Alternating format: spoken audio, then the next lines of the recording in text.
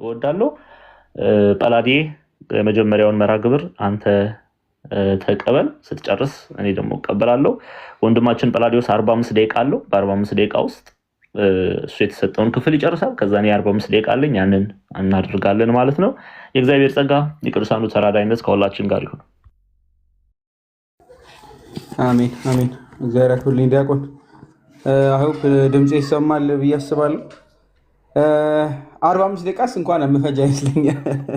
ሰፋ ያለውን ሰዓት ወደ ዲያቆኑ አንተ አዞረዋለሁ። እኒሃው ግን አንድ በአንድ እንጀምራለን ማለት ነው። ተከታታይ 2 መርሃ ግብሮችን አይተናል። መግቢያዎች የሚሆኑ አንደኛው አጠቃላይ ወንጌል ምንድን ነው ከሚለው ከስሙ ጀምረን አጠቃላይ ስለ 4ቱ ወንጌላውያን፣ ስለ አንዱ ወንጌል፣ ስለ ክርስቶስ፣ ስለ ምስራች ስለሆነልን ስለኛ ስለተነገረው በሙሉ ጽፈን አይተን ነበረ በዋናነት ማለት ነው። በሁለተኛም ደግሞ ድጋሜ እንደዚሁ ከ4ቱ በልዩ ሁኔታ እኛ የምንመለከተው በረከቱ ይደርብን ቅዱስ የሆነ ቅዱስ ማርቆስ የእርሱን ወንጌል እንመለከታለን ማለት ነው ብለን ለእሱ መግቢያ እንድትሆነን ደግሞ ትንሽ ተመለከትን ማለት ነው። ማርቆስ ማን ነው? ቤተሰቦቹ እንዴት ነው?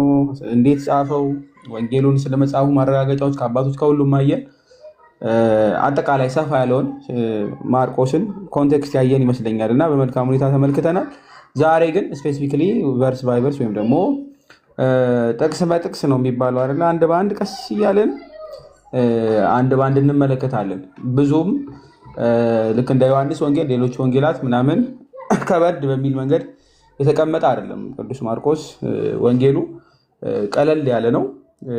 ሲጀምር ጀምሮ የእግዚአብሔር ልጅ የኢየሱስ ክርስቶስ ወንጌል መጀመሪያ ወይም መጀመሪያ ብሎ የሚጀምርና ስለ ክርስቶስ የእግዚአብሔር ልጅነት መስክሮ እና ተናግሮ የሚጀምር ትልቅ ወንጌል ነው። ታላቅ ወንጌል ነው በነገራችን ላይ እና ልክ እንደ ሌሎች ወንጌላት የክርስቶስን የዘር ሐረግ በአይሁዳውያን ልማድ መሰረት ልክ እንዳለው ከከሌ ከሌ እያለ ሁሉንም ዘር እየቆጠረ እያንዳንዱን እያመጣ ኢየሱስ ክርስቶስን አይሁዳዊነት ከአብርሃም ከዳዊት የተገኘ መሆኑን የሚያስረዳ ስፔሲፊካሊ ሳይሆን ቀጥ ብሎ በዋናነት ለኢየሱስ ክርስቶስ የእግዚአብሔር ልጅነት መስክሮ የሚጀምር ወንጌል ነው። ዳስዋይ ሲጀምር የእግዚአብሔር ልጅ የኢየሱስ ክርስቶስ ወንጌል መጀመሪያ ብሎ ይጀምራል ማለት ነው። ገና ሲጀምር ቀጥታ አውጆ ስለ ክርስቶስ የእግዚአብሔር ልጅነት ተናግሮ ነው የሚጀምረው። ይህንን በግልጽ ስትመለከቱት በመጀመሪያ ወይም ደግሞ የምትለው ቃል ወድለስ ብታደረጉት ኢን ዘ ቢጊኒንግ ኦፍ ዘ ጎስፔል ኦፍ ጂሰስ ክራይስት ብሎ ነው የሚያስቀምጠው እና የእንግሊዝኛው የአማርኛው ወይም ደግሞ የግሪኩ ላይ ስትራክቸር ስትመለከቱ የመጀመሪያ የምትለዋ ልክ እንደ ዘፍጥረት 1 እንዳለች አይነት መጀመሪያ በምትመስል ነች። እቺ ግን ስለ አዲሱ ፍጥረት የምትናገር መጀመሪያ ነች። የዘፍጥረት ምዕራፍ 1 ላይ ያለውን አይነት መጀመሪያ ሳይሆን ይሄኛው ለየት ያለ ማለት ነው። እንደ አዲስ የምንፈጠርበት በሐዲስ ኪዳን ማለት ነው። በክርስቶስ ኢየሱስ ክርስቶስ የምንወለድበትን መፈጠር መጀመሪያ በድሮ አውጆ ነው የሚመጣው። እንደው ዝም ብሎ ያለ መጀመሪያ አይደለም። ስለዚህ ልክ ዘፍጥረት 1:1 ላይ እንዳለው አይነት መጀመሪያ ጠቆም አድርጎ ዮሐንስ 1:1 ላይ መጀመሪያ ብሎ ልክ እንዳለው አለ አይደለ? እሱ ሌላ አይነት መጀመሪያ ነው። ይሄኛው ላይ ግን መጀመሪያ ተብሎ የተነገረው በክርስቶስ በአዲስ ኪዳን ስለመፈጠራችን ስላለው መጀመሪያ ነች እና በደንብ ተመልክቷት መጀመሪያ ብሎ የሚጀምር ማለት ነው እና ወንጌል ብሎ ያስቀምጣል አይደለም? የኢየሱስ ክርስቶስ ወንጌል ቃል በቃል ኢቫንጌሊዮን ወይም ደግሞ ኢቫንጀሊዮን ብሎ የሚያስቀምጠው የጎስፔል የሚለውን መልካም ዜና የምስራች ብሎ አውጆ ነው የሚጀምር። የኢየሱስ ክርስቶስን ልጅነት ከተናገረ በኋላ ወንጌል መሆኑን ወንጌል ደግሞ የምስራች መሆኑን አይተናል። ይህ ምስራች ደግሞ ምን አይነት ነው? መጀመሪያ ያልኳችሁ ደግሞ እንደ አዲስ እንደምንፈጠርበት ስለሆነው ስለ አዲስ ኪዳኑ መጀመሪያችን ስለ አዲስ ኪዳኑ በክርስቶስ ስለመፈጠራችን አዋጅ የምትመስል ነገር ጠቆም አድርጎን ማርቆስ ያልፋል ማለት ነው እና ቃሉን ኢየሱስ ክርስቶስ ስትመለከቱት ኖርማል የተቀመጠ እንደው ስም አይደለም። በነገራችን ላይ እንደ ታይትል ነው የሚያገለግለው ስለ መሲሁ የሚናገር ስለሆነ መሲሁ ራሱ ስለሆነ ማለት ነው። ቃሉንና ቃል በቃል ወስዳችሁ የምትጠቀሙት ከሆነ ኢየሱስ ክርስቶስ የሚለው ያዙልኝ ወይም ደግሞ ጂሰስ ደመሲህ ራሱን ችሎ መሲህ መሆኑን ተናግሮ ይሄዳል። ከዚህ በፊት አይተናል። ማንን አይሁዳውያን ማን ይጠብቁ ነበር ብለን ስንመለከት የማርቆስ ወንጌልን ስንመለከት ያድነናል የተባለው መሲህ ይወለዳል ወይ? መቼ ይመጣል? መቼስ ከሮማውያን ያድነናል ብለው ይጠብቁ ነበር እያለን ነበር። እና ቃል በቃል ቀጥታ ወስዶ ኢየሱስ ክርስቶስ ምን ብሎ ይሰጣል? እርሱ የእግዚአብሔር ልጅ ብሎ፣ ግን ስሙን እንደ ታይትልም ስለሚያገለግል ይጠራዋል ማለት ነው። ምን ብሎ? ክርስቶስ ብሎ ማለት ነው። ክርስቶስ ተቀባ መሲህ ስለሆነ ማለት ነው። ይህን የምትመለከቱት ቀደም ብላችሁ በደንብ አንድ በአንድ ወደኋላ መለስ እያልን ከተመለከታችሁ ይኸው የማቴዎስ ወንጌል ምዕራፍ 14 ላይ በእውነት የእግዚአብሔር ልጅ ነህ ብለው ሰገዱለት ብሎ የሚያስቀምጠው ለይተውታል። ይሄኛው ግን ላላወቁቱ ቀድሞ እንደነዛ የእግዚአብሔር ልጅ ስለመሆኑ ስለ ክርስቶስ ማለት ነው ላላወቁቱ እርሱ የእግዚአብሔር ልጅ መሆኑን ብሎ መስክሮ ይጀምራል ማለት ነው። ላላወቁት እሱ ቀድሞ አሳውቋቸው ማለት ነው። ኢሳይያስ ስትመለከቱት ምዕራፍ 40 ላይ ቀደም ብሎ ያውጃል አይደለ? እነሆ መንገድን የሚጠርግ መልእክተኛውን በፊት እልካለሁ ከሚለው በፊት ስትመለከቱ እንመልከተው። ትንቢተ ኢሳይያስ ምዕራፍ 40 ላይ ቀደም ብሎ ስላስቀመጠልን ማለት ነው ከቁጥር 9 ጀምሮ እችን ነገር ይናገራል። የምስራች በደንብ አድምጦኝ፣ የምስራች የምትነግሪ ጽዮን ሆይ ከፍ ወዳለው ተራራ ውጪ፣ የምስራች የምትነግሪ ኢየሩሳሌም ሆይ ድምፅሽን በኃይልሽ አንሺ አንሺ፣ አትፍሪ። ለይሁዳም ከተሞች እነሆ አምላካችሁ ብለሽ ንገሪ። እነሆ ጌታ እግዚአብሔር እንደ ኃያል ይመጣል፣ ክንዱም ስለ እርሱ ይገዛል። እነሆ ዋጋው ከእርሱ ጋር ደመወዙ በፊቱ ነው። መንጋውም እንደ እረኛ ይሰማል፣ ጠቦቶቹም በክንዱ ሰብስቦ በብብት ይሸከማል፣ የሚጠቡትንም በቀስት ይመራል ብሎ ያስቀምጣል። እነሆ ጌታ እግዚአብሔር እንደ ኃያል ይመጣል፣ ክንዱም ስለ እርሱ ይገዛል። ክንዱ የተባለ ኢየሱስ ክርስቶስ የምንመለከተው የእግዚአብሔር ልጅ ማለት ነው። ይመጣል፣ ምን ያደርጋል? ይገዛል። ይህንን ትንቢት እሱ ብቻ አይደለም። አሁን የምትመለከቱት ስለ ኢየሱስ ክርስቶስ የእግዚአብሔር ልጅነት ወንጌል እየመሰከረ ያለው ሮሜ መልእክቱ ላይ ቅዱስ ጳውሎስ ምዕራፍ 1 ላይ ይህንኑ በተመሳሳይ መንገድ ጠቆም በሚያደርግልን መንገድ ማለት ነው እግዚአብሔር ልጅ እርሱ ክንዱ የተባለ እኛን ሊያድነን ስለሚመጣው ጠቆም ያደርገናል። ምዕራፍ 1 ላይ ስትመለከቱ የሮሜ መልእክት ምዕራፍ 1 ከቁጥር 1 እስከ 4 ድረስ እንዲህ ይላል። እናንብበው። ትንቢቱን ስለሆነ የምናንብበው ማለት ነው። ሐዋርያው ሊሆን የተጠራ የኢየሱስ ክርስቶስ ባሪያ ጳውሎስ በነቢያት አፍ በቅዱሳን መጻሕፍት አስቀድሞ ተስፋ ለተሰጠው ለእግዚአብሔር ወንጌል ተለየ ብሎ ያስቀምጣል አይደለ? የእግዚአብሔር ልጅ የኢየሱስ ክርስቶስ ወንጌል መጀመሪያ ብለናል። ይሄ ወንጌል ምን አይነት ነው ከተባለ በደንብ ያዙ። በቅዱሳት መጽሐፍ አስቀድሞ ተስፋ ለተሰጠው ለእግዚአብሔር ወንጌል ምን አይነት ወንጌል ነው ይህ? አስቀድሞ በቅዱሳት መጽሐፍ የተቀመጠው ከተባለ አሁን ኢሳይያስ 40 ላይ ልክ ያየ ነው ማለት ነው።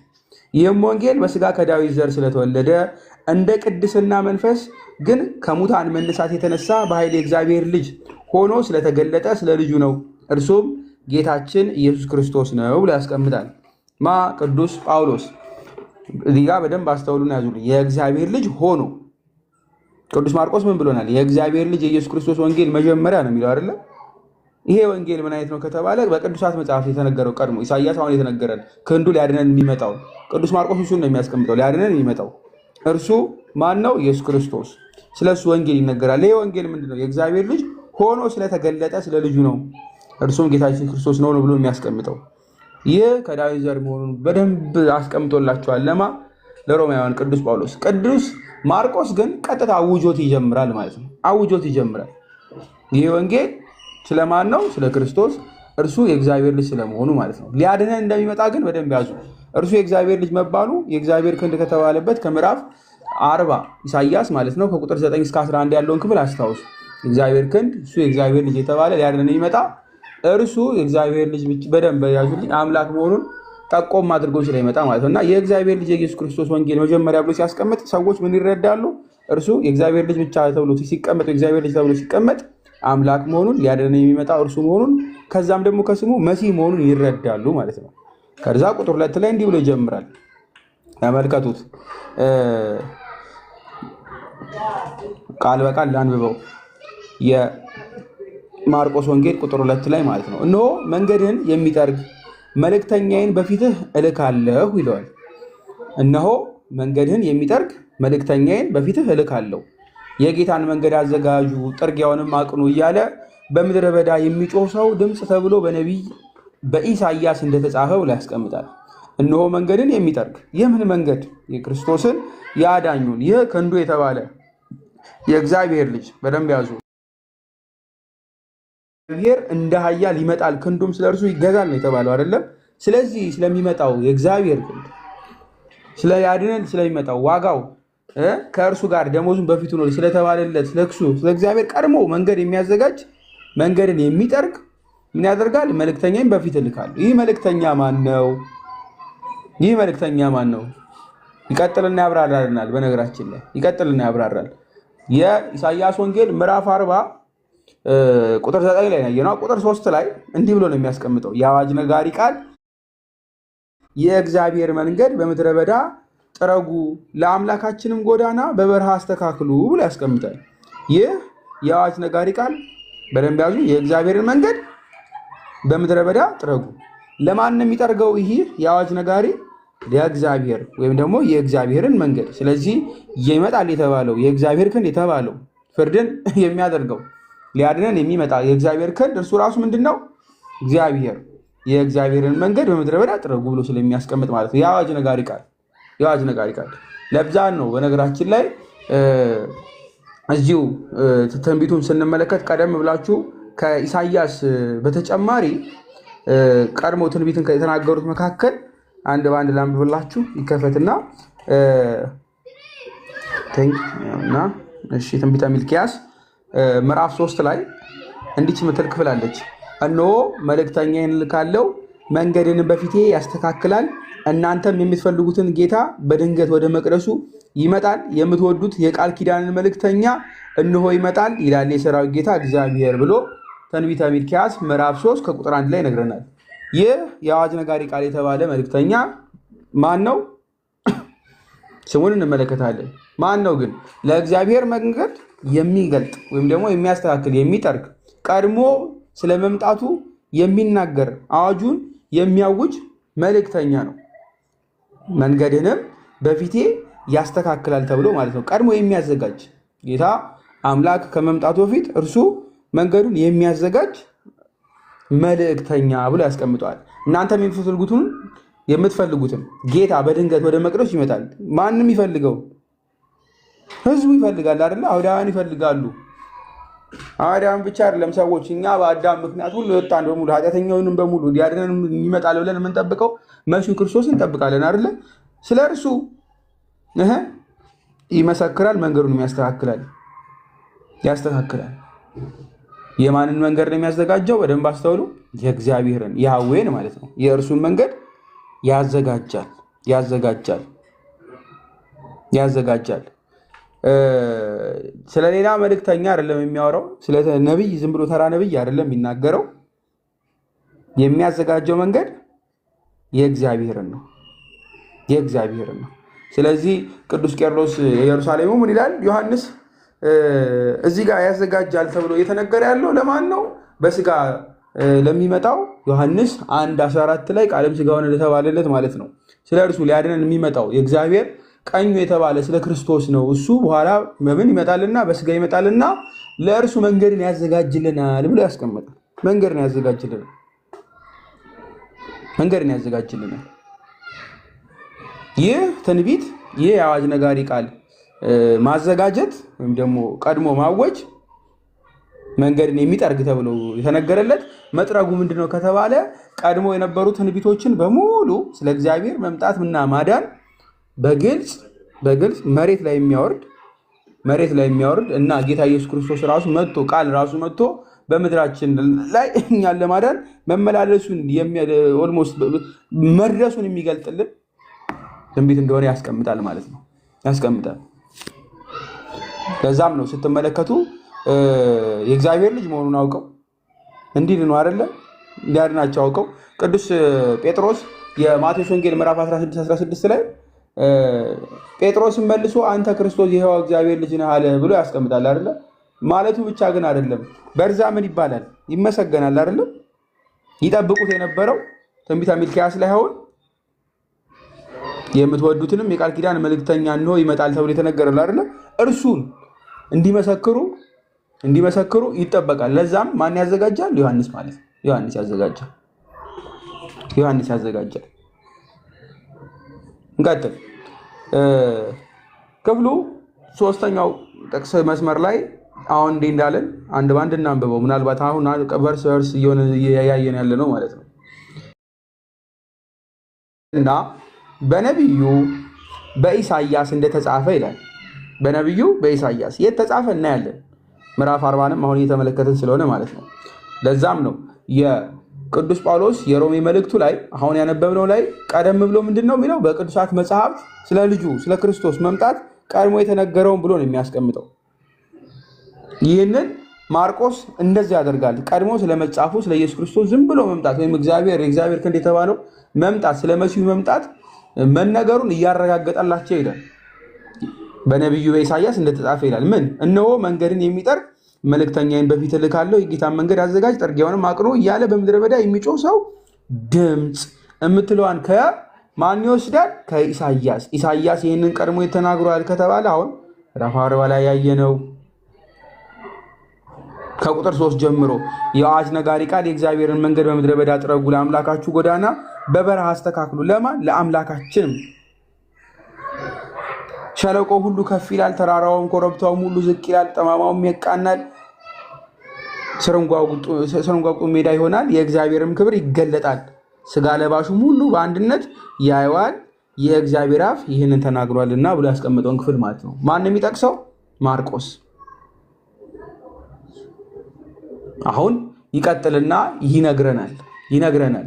በነገራችን ላይ እየጠቀሰው ኢሳይያስ 40 ከቁጥር 3 ብቻ ሳይሆን ያው ቅድም የሚል ካሳየ ነው ምዕራፍ 3 ነው። ይህ የአዋጅ ነጋሪ ቃል ማን ነው ስትሉ በግልጽ አማርኛ ይነግረናል። ማን በማለት ዮሐንስ ቁጥር 4 ላይ ዮሐንስ በምድረ በዳ እያጠመቀ የንስሐንም ጥምቀት ለኃጢአት ስርየት እየሰበከ መጣ። ማን መጣ? ዮሐንስ። ከየት? በምድረ በዳ እያጠመቀ አይደለም? የንስሐን ጥምቀት ለኃጢአት ስርየት እየሰበከ መጣ። ይመጣል የተባለው ማን ነው? የአዋጅ ነጋሪ ቃል የተባለው መልእክተኛው። ለእግዚአብሔር ምንድን ነው የሚያዘጋጀው? መንገድ አይደለም? ለእግዚአብሔር መንገድ ያዘጋጃል። የምን መንገድ? በኃጢአት ያለን የወደቅን እኛ እንኳን እግዚአብሔር በአካል ሰው ሆኖ ስጋ ለብሶ ይመጣልና ተብሎና ቀድሞ እንኳን በኃጢአት ያሉ ሁሉ ሕዝቅኤል ምዕራፍ 36 ላይ ስትመለከቱ ቀድመው ነጭተው ነው የሚቀበሉት። እግዚአብሔርን ነጭተው ተዘጋጅተው ነው የሚቀበሉት። ትንቢተ ሕዝቅኤል ምዕራፍ 36 ላይ ትመለከቱታላችሁ። ላንብብላችሁ ከቁጥር 25 ጀምሮ። ጥሩ ውሃንም እረጭባችኋለሁ፣ እናንተም ትጠራላችሁ፣ ከርኩሰታችሁም ሁሉ ከጣዖታችሁም ሁሉ አጠራችኋለሁ፣ አዲስም ልብ እሰጣችኋለሁ፣ አዲስም መንፈስ በውስጣችሁ አኑራለሁ፣ የድንጋዩንም ልብ ከስጋችሁ አወጣለሁ፣ የስጋንም ልብ እሰጣችኋለሁ፣ መንፈሴንም በውስጣችሁ አኑራለሁ፣ በትእዛዜም አስሄዳችኋለሁ፣ ፍርዴንም ትጠብቃላችሁ ታደርጉትም አላችሁ ብሎ ያስቀምጣል። ማን? ሕዝቅኤል። አዲስም ልብ እሰጣችኋለሁ፣ አዲስም መንፈስ በውስጣችሁ አኑራለሁ፣ መንፈሴንም በውስጣችሁ አኑራለሁ እያለ ነው። በትእዛዜም ትሄዳላችሁ፣ ፍርዴንም ጠብቃችሁ ታደርጉትም አላችሁ። ቀድሞ እግዚአብሔር በእኛ መንፈሱን በውስጣችን ከማኖሩ በፊት እኛ ከመታደሳችን በፊት አዲስም ልብ ከመሰጠቱ በፊት ግን ምን መደረግ አለበት? ጥሩ ውሃንም እረጭባችኋለሁ፣ ትጠራላችሁ፣ ከርኩሳችሁ ሁሉ ከጣዖታችሁ ሁሉ ትጠራላችሁ፣ አጠራችሁም አለው ነው የሚለው። ስለዚህ ጠርተው መቀመጥ ነበረባቸው። ለዛ ነው ይህ የአዋጅ ነጋሪ ቃል የተባለ ዮሐንስ ለጌታ ለእግዚአብሔር መንገድ ያዘጋጃል። በምድረ በዳ እያጠመቀ የዮሐንስንም ጥምቀት ለኃጢአት ስርየት እየሰበከ መጣ ነው የሚለው አይደለም? የንስሐንም ጥምቀት የመጀመሪያው ከምድረ በዳ ነው የሚመጣው፣ እሱ እናያለን። ግን እያጠመቀ ነው። ይህ ጥምቀት ምን አይነት ነው ከተባለ ለንስሐ በአይሁዳውያን ጥምቀት ልማድ አለ። የዮሐንስ ጥምቀት አለ፣ የጌታ ጥምቀት አለ፣ ብዙ አለ። የኛ የማርቆስ ትርጓሜያችን ላይ ስትመለከቱ 2 ብቻ ሳይሆን 8ም ድረስ እያደረገው ይመጣል ጥምቀትን ማለት ነው። ብዙ አይነት ጥምቀት ስላለ ሁሉንም ይዘረዝራቸዋል። የጥምቀት አይነቶቹን ብትመለከቷቸው ታገኙታላችሁ። አንድ ሳይሆን በብዙ ማለት ነው። አንድም እየተባለ ብዙ አይነት ጥምቀቶች ይነገራሉ። ስፔሲፊክሊ ለዮሐንስ የሚነገረው ሰዎች ከኃጢአታቸው እንዲመለሱ ከኃጢአታቸው እንዲመለሱ ወደ እግዚአብሔር እንዲቀርቡ የሚያደርግ ነው። ወደ አይሁዳውያን አንድ ሰው መቀላቀል ቢፈልግ ወይም ደግሞ አይሁድ መሆን እፈልጋለሁ ቢል ይገረዛል። ነገር ግን ዮሐንስ በልዩ ሁኔታ ምን አደረገው? መገረዝን ሳይሆን ቀይሮት ምን አደረገው? ጥምቀት። ስለዚህ የንስሐን ጥምቀት የጠመቁ ስለ እግዚአብሔር መንገድ ነው የሚያዘጋጀው። ስለዚህ ንስሐ ግቡ እያለ ያጠምቃል ማለት ነው። ያጠምቃል። ይህ የልጅነት ጥምቀት አይደለም። የልጅነት ጥምቀት አይደለም። የንስሐ ጥምቀት ነው። ኃጢአት ስርየትም የተደረገ ነው ማለት ነው። ኖርማል ለሚያደርጉት ኃጢአት ንጹህ ሆነው እንዲቀበሉት ለዛም ነው ሐዋርያት ሥራ ምዕራፍ 19 ላይ ሐዋርያት ሥራ ስትመለከቱ ምዕራፍ 19 ከቁጥር 1 ጀምሮ እንዲህ ይላል። አጵሎስን በቆሮኖስ ሳለ ጳውሎስን በላይኛው ሀገር አልፎ ወደ ኤፌሶን መጣ። አንዳንድ ደቀ መዛሙርቱን ማገኘ። ባመናቸው ጊዜ መንፈስ ቅዱስም ተቀብላችሁ አላቸው። እነርሱም አልተቀበልንም፣ መንፈስ ቅዱስም እንዳለስ እንኳን አልሰማንም አሉት። እንኪያስ በምን ተጠመቃችሁ አላቸው። እነርሱ በዮሐንስ ጥምቀት አሉት ብሎ ያስቀምጣል። በማን? በዮሐንስ ጥምቀት። ጳውሎስም ዮሐንስንስ ከእርሱ በኋላ በሚመጣው በኢየሱስ ክርስቶስ ያምኑ ዘንድ ለሕዝቡ የተናገረ በንስሐ ጥምቀት አጠመቃላቸው። ይህንን በሰሙ ጊዜ በጌታ በኢየሱስ ስም ተጠመቁ። ጳውሎስም እጁን በጫነባቸው ጊዜ መንፈስ ቅዱስ በወረደባቸው በልሳኖችም ተናገሩ፣ ትንቢትም ተናገሩ ብሎ ያስቀምጣል። የጌታን ጥምቀት ከዮሐንስ ጥምቀት ይለየዋል። የዮሐንስ ጥምቀት ምን አይነት ጥምቀት ነው? ሰዎች በኢየሱስ ክርስቶስ አምነው እንዲጠመቁና ልጅነትን እንዲያገኙ የሚያስችል ሳይሆን ቀደም ብሎ ለእሱ የሚያዘጋጅ። ለምን? የንስሐ ጥምቀት ራሳቸውን ንጹሕ አድርገው እንዲመጡ የሚያደርግ ማለት ነው። እርሱ ጥምቀት ነው፣ የንስሐ ጥምቀት እንጂ የጌታ ጥምቀት አንድ አይደለም። ዮሐንስ የሰራው ይህንን ነው። ለጌታ ንጹሕ ሆነው ሕዝቅኤል ምዕራፍ 36 ላይ ያየ ነው ማለት ነው። እንዲዘጋጁ የሚመጣው ማን ነው? ሰው ንጉሥ ሲመጣ በደንብ ተዘጋጅቶ ይቀበላል አይደለ? ከፍ ያለ ነው የምታገኙት ምናምን ስታገኙ በደንብ ዝግጁ ተደርገው ይቀበላል ሰው። አምላክ ሲመጣማ እንዴት ዝግጁ ሆነን እንዴት ንጹሕ ሆነን አንቀበል? ለዛ ነው ዮሐንስ ጥሪ እያቀረበ ያለው ንስሐ ግቡ እያለ ማለት ነው። ንስሐ ግቡ። ጠራጊ ነው፣ መንገድ ጠራጊ ነው።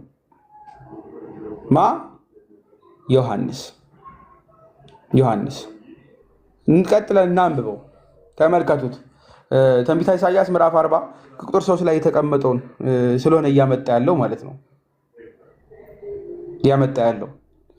የጌታንም መንገድ አዘጋጁ፣ ጥርጊያውንም አቅኑ እያለ በምድረ በዳ የሚጮህ ሰው እሱ ማን?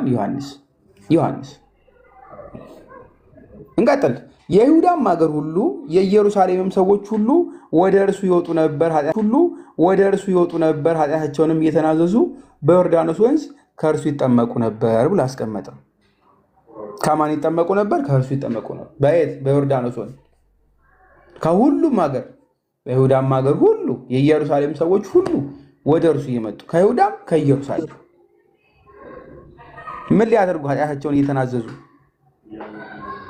እየተናዘዙ። ምንድን ነው ነገሩ? ኃጢአታቸው የሚናዘዙ ካላችሁ ተናዘዙ በአደባባይ ነው አይደለም? ሰው ሁሉ እየመጣ በአደባባይ ነው የሚናዘዘው። ይህ በኋላ ለአዲስ ኪዳን ላለው ራሱ ጥላ ነው። በነገራችን ላይ እያስቀመጠ ያለው ምን አይነት መናዘዝ ነው? በአፋቸው እየመሰከሩ በአደባባይ ማለት ነው፣ በሰዎች ፊት። በዮሐንስ ማለት ነው። ለንስሐ ሁሉንም ነው የተጠራው። ይሁዳንም ኢየሩሳሌምን በሙሉ ዮሐንስ የጠራው ለሁሉም ነው ጥሪውን ያቀረበው። ምን እንዲያደርጉ? ንስሐ እንዲገቡ።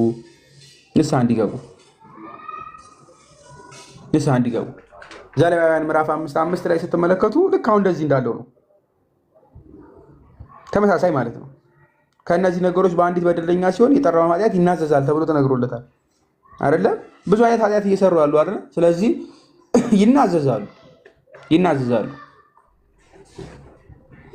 ይናዘዛሉ። አዲስ ኪዳን ላይ ትመለከታላችሁ። በነገራችን ላይ የያዕቆብ መልእክት ምዕራፍ 5 ላይ ቁጥር 16 ስትመለከቱ ይህንኑ ነው የምናገኘው። ይህንኑ ማለት ነው። እርስ በራሳችሁ ኃጢአታችሁን ተናዘዙ ትፈወሱ ዘንድ እያለ ስለ ካህናቱ የሚያብራራበት ክፍል ማለት ነው። እርስ በራሳችሁ ሲል ምዕመናን ከምዕመናን አይደለም። ከላይ ጀምሮ ስለሚፈውሱ ስለ ካህናቱ እያብራራ ስለሆነ ካህናቱን እና ስለሚፈወሱ ስለ ሰዎቹ ነው እያወራ ነው። ስለዚህ እርስ በራስ ብሎ ሲናገር ሰዎቹ የሚፈወሱት ማንን ነው? ካህናቶቹን ነው ማለት ነው ስፔሲፊካሊ። ስለዚህ መናዘዝ ግድ ነው።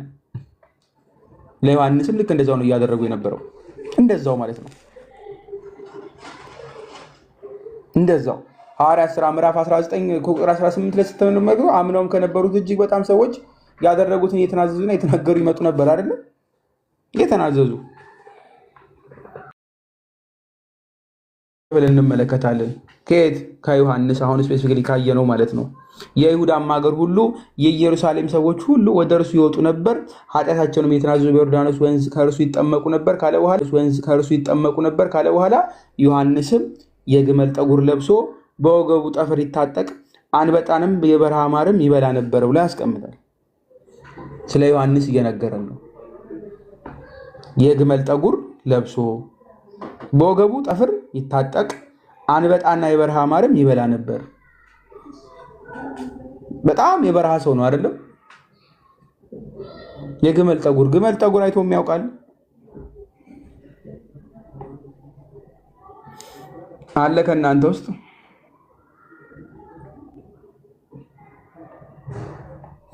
የግመል አለ?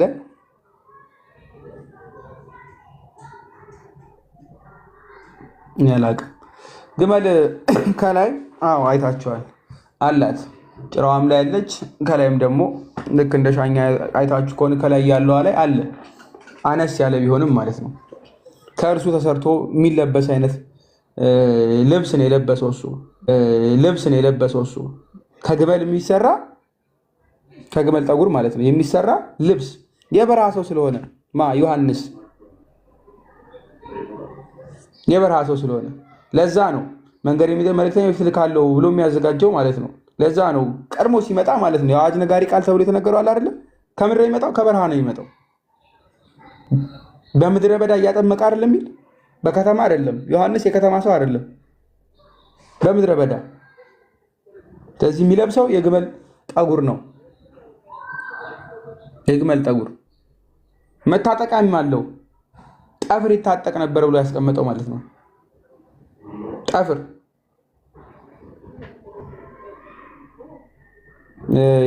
የኛ አባቶች ነት የሚሉት ማለት ነው። ቀይ ቁርበት ይባላል። ቀይ ቁርበት። ይህንን ልብስ ማን ለብሶ ያውቃል ካላችሁ ቀደም ብሎ ሁለተኛ ነገሥት ምዕራፍ 1 ላይ ስትመለከቱ ኤልያስ ልክ በተመሳሳይ መንገድ በዚሁ አይነት አለባበስ ለብሶ ታገኛላችሁ። ሁለተኛ ነገሥት ምዕራፍ 1 ከቁጥር 8 ላይ እንዲህ ይላል። ሁለተኛ ነገሥት ምዕራፍ 1 ከቁጥር 8 በኋላ ስለምናገኘው ማለት ነው። እርሱም ሰውየው ጠጉራም ነው፣ በወገቡም ጠፍር ታጥቆ ነበር አሉት። እርሱም ቴስቢያዊው ኤልያስ ነው ብሎ ያስቀምጣል። ቴስቢያዊው ኤልያስ አይታችሁ ከሆነ ኤልያስ ከዛ በኋላ ከሱ በኋላ የሚመጣው ተማሪውም ነብዩ ማለት ነው። ሁሉም በበረሃ ያሉ ናቸው። የሚታጠቁትም ምንድን ነው? በወገባቸው ጠፍር። ልብሳቸውም እንደዛው ምንድን ነው? ጠጉር።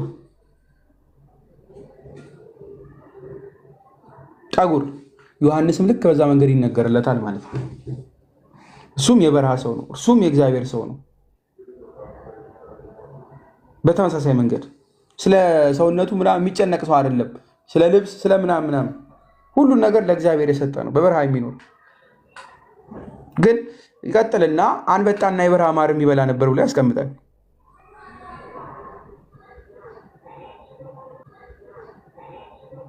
ምን አልኳችሁ? አንበጣና ማር፣ የበረሃ ማር።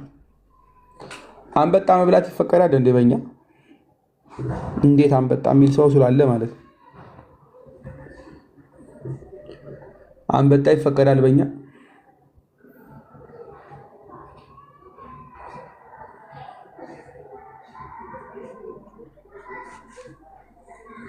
አይፈቀድም። ሲመልሱ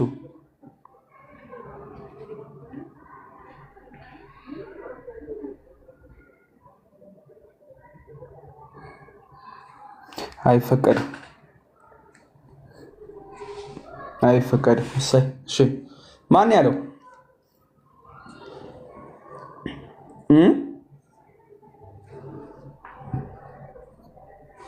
ሁለት አይነት ነው ያለው፣ የሚበላም የማይበላም ማለት ነው። ይህንን የምታገኙት የማርቆስ ወንጌል ላይ ሳይሆን የማቴዎስ ወንጌል ተረጓሚው ላይ ታገኙታላችሁ። የማቴዎስ ወንጌል ምዕራፍ 3ን ስትመለከቱ ያብራራል። እኛ ወንጌል ላይ አሁን የማነብላችሁ ክፍል ላይ ቁጥር 6 የዮሐንስ ልብሱ የግመል ፀጉር ነበር ወይም ደግሞ ጠጉር ነበር ብሎ ነው የሚያልፈው። ወገቡ የሚታጠቀው የነት መታጠቂያ ነው። ነት ያልኳችሁ ቀይ ቆዳ ማለት ነው። ምግቡም የምድረ በዳ ማርና አንበጣ ነበር ብሎ ዝም ብሎ ያልፈዋል። የማቴዎስ ወንጌል ምዕራፍ 3 አንድምታችን ግን ያብራራዋል ስለ ዮሐንስ ማለት ነው። ዮሐንስም እንዲህ ብሎ ማስተማሩ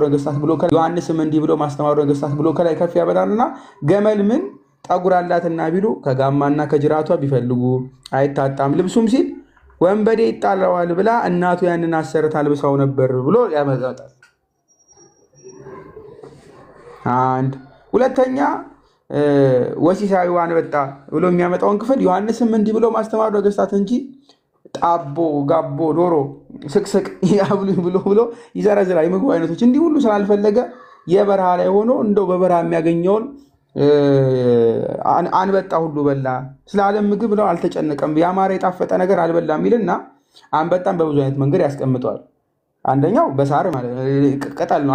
አንበጣ ራሱን የቻለ በአቴና ቋንቋ ይልና ቀምሲስ ይለዋል ብሎ የሚበላ ነው። ራሱን የቻለ ቅጠል ሆኖ ማለት ነው።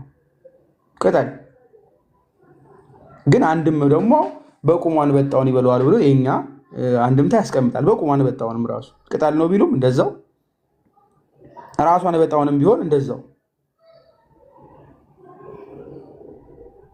ሁለቱንም ማለት ነው። የሁለቱንም ኦፕሽን ያስቀምጥልናል።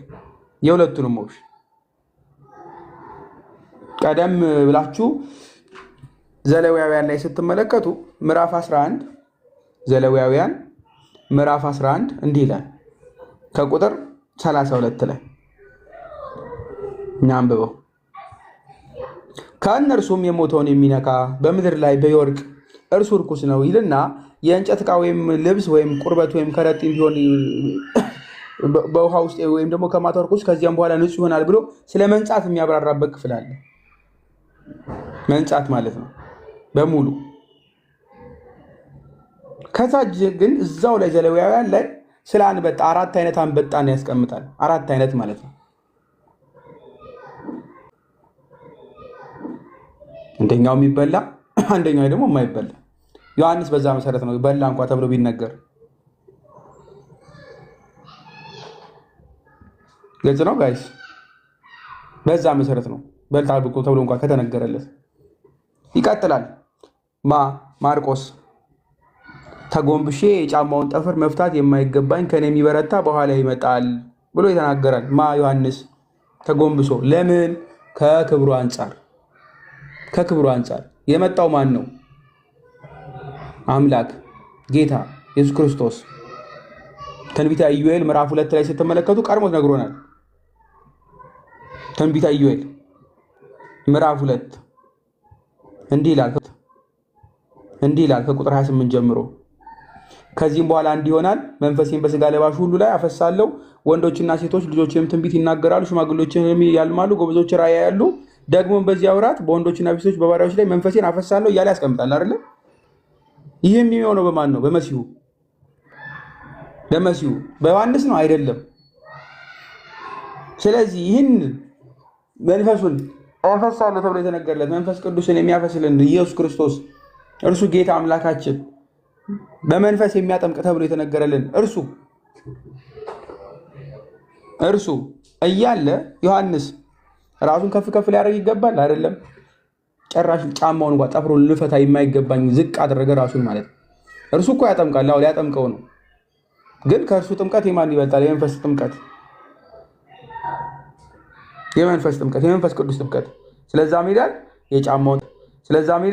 የጫማውን ጠፍር እንኳን መፍታት የማይገባኝ እሱ አምላኩ ስለሆነ ማለት ነው።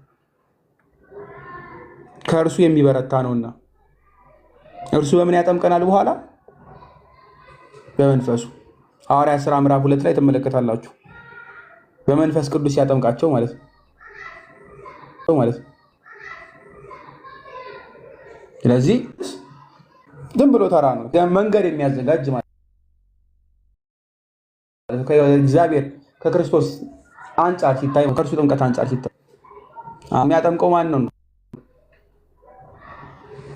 ለዛ ክብር እንኳን መብቀቱ ለዮሐንስ ትልቅ ነገር ነው። አይገባኝም ብቻ ሳይሆን የምርም አይገባውም። አምላክ ግን እንዲገባው አደረገው ማለት ነው። እርሱ ፈቀደለት።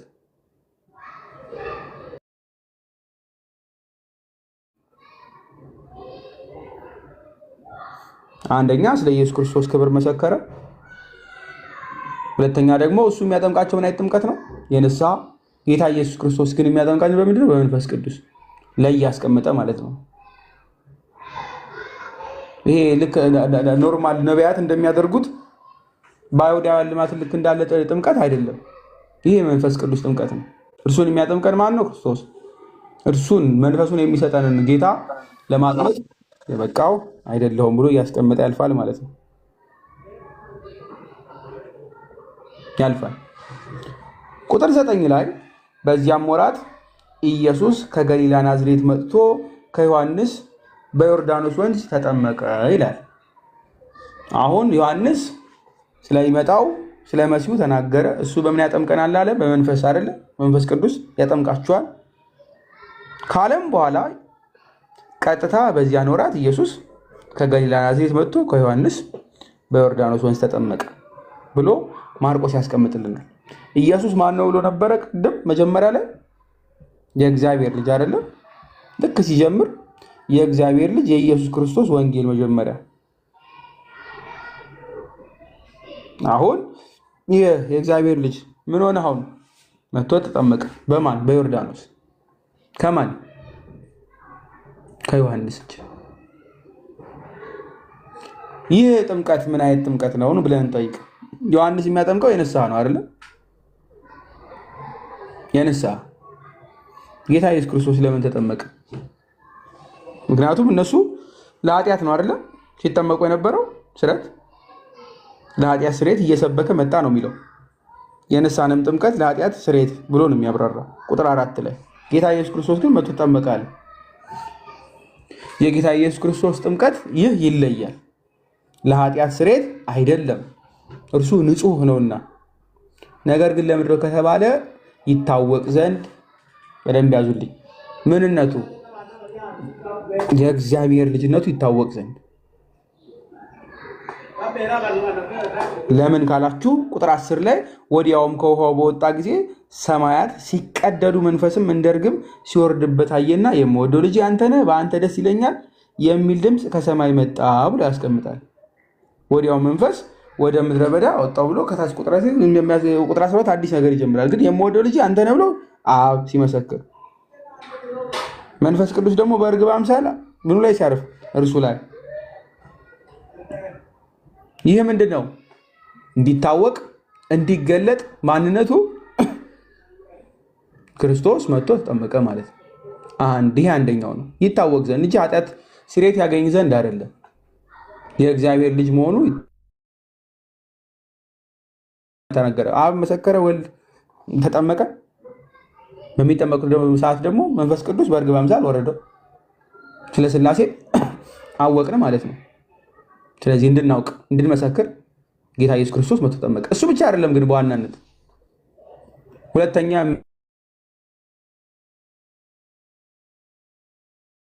ላይ 39 ላይ የሚያብራራው ክፍል አለ። ጌታ ኢየሱስ ክርስቶስ በዚህ ጥምቀቱ ዮሐንስ ያጠምቀው ማለት ነው የቀደመውን አዳም ምን አደረገው ይላል? ቀበረ። ምን አደረገው ይላል? ቀበረልን ነው።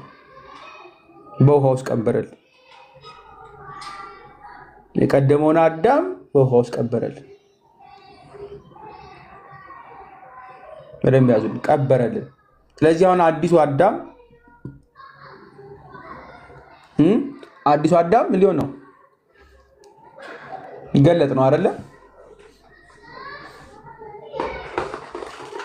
ይገለጥ ይቀጥላል። የምወደው ልጄ አንተ ነህ። ማን ነው ይመሰክር? አብ። ቀድሞ የእግዚአብሔር ልጅ ብሎታል አይደለ? አብ ደግሞ መሰከረ። አዎ የምር የሚወደው ልጅ ማን ነው? አዎ የምር የሚወደው ልጅ ማን ነው? ክርስቶስ። ማን ነው የሚወደው? አብ። በእርሱ ምን የሚለው ደስ የሚለው ለምንድነው ደስ የሚለው? ለምንድነው ደስ የሚለው?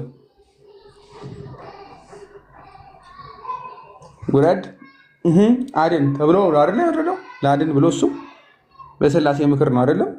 ማዳን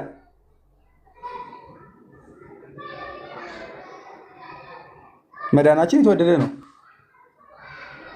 አብ የሚወደው ተግባር ምንድን ነው? የእኛም መዳን። ወልድም እንደዛው። ወልድ ግን በተለየ አካሉ መጥቶ አዳነን አይደለ?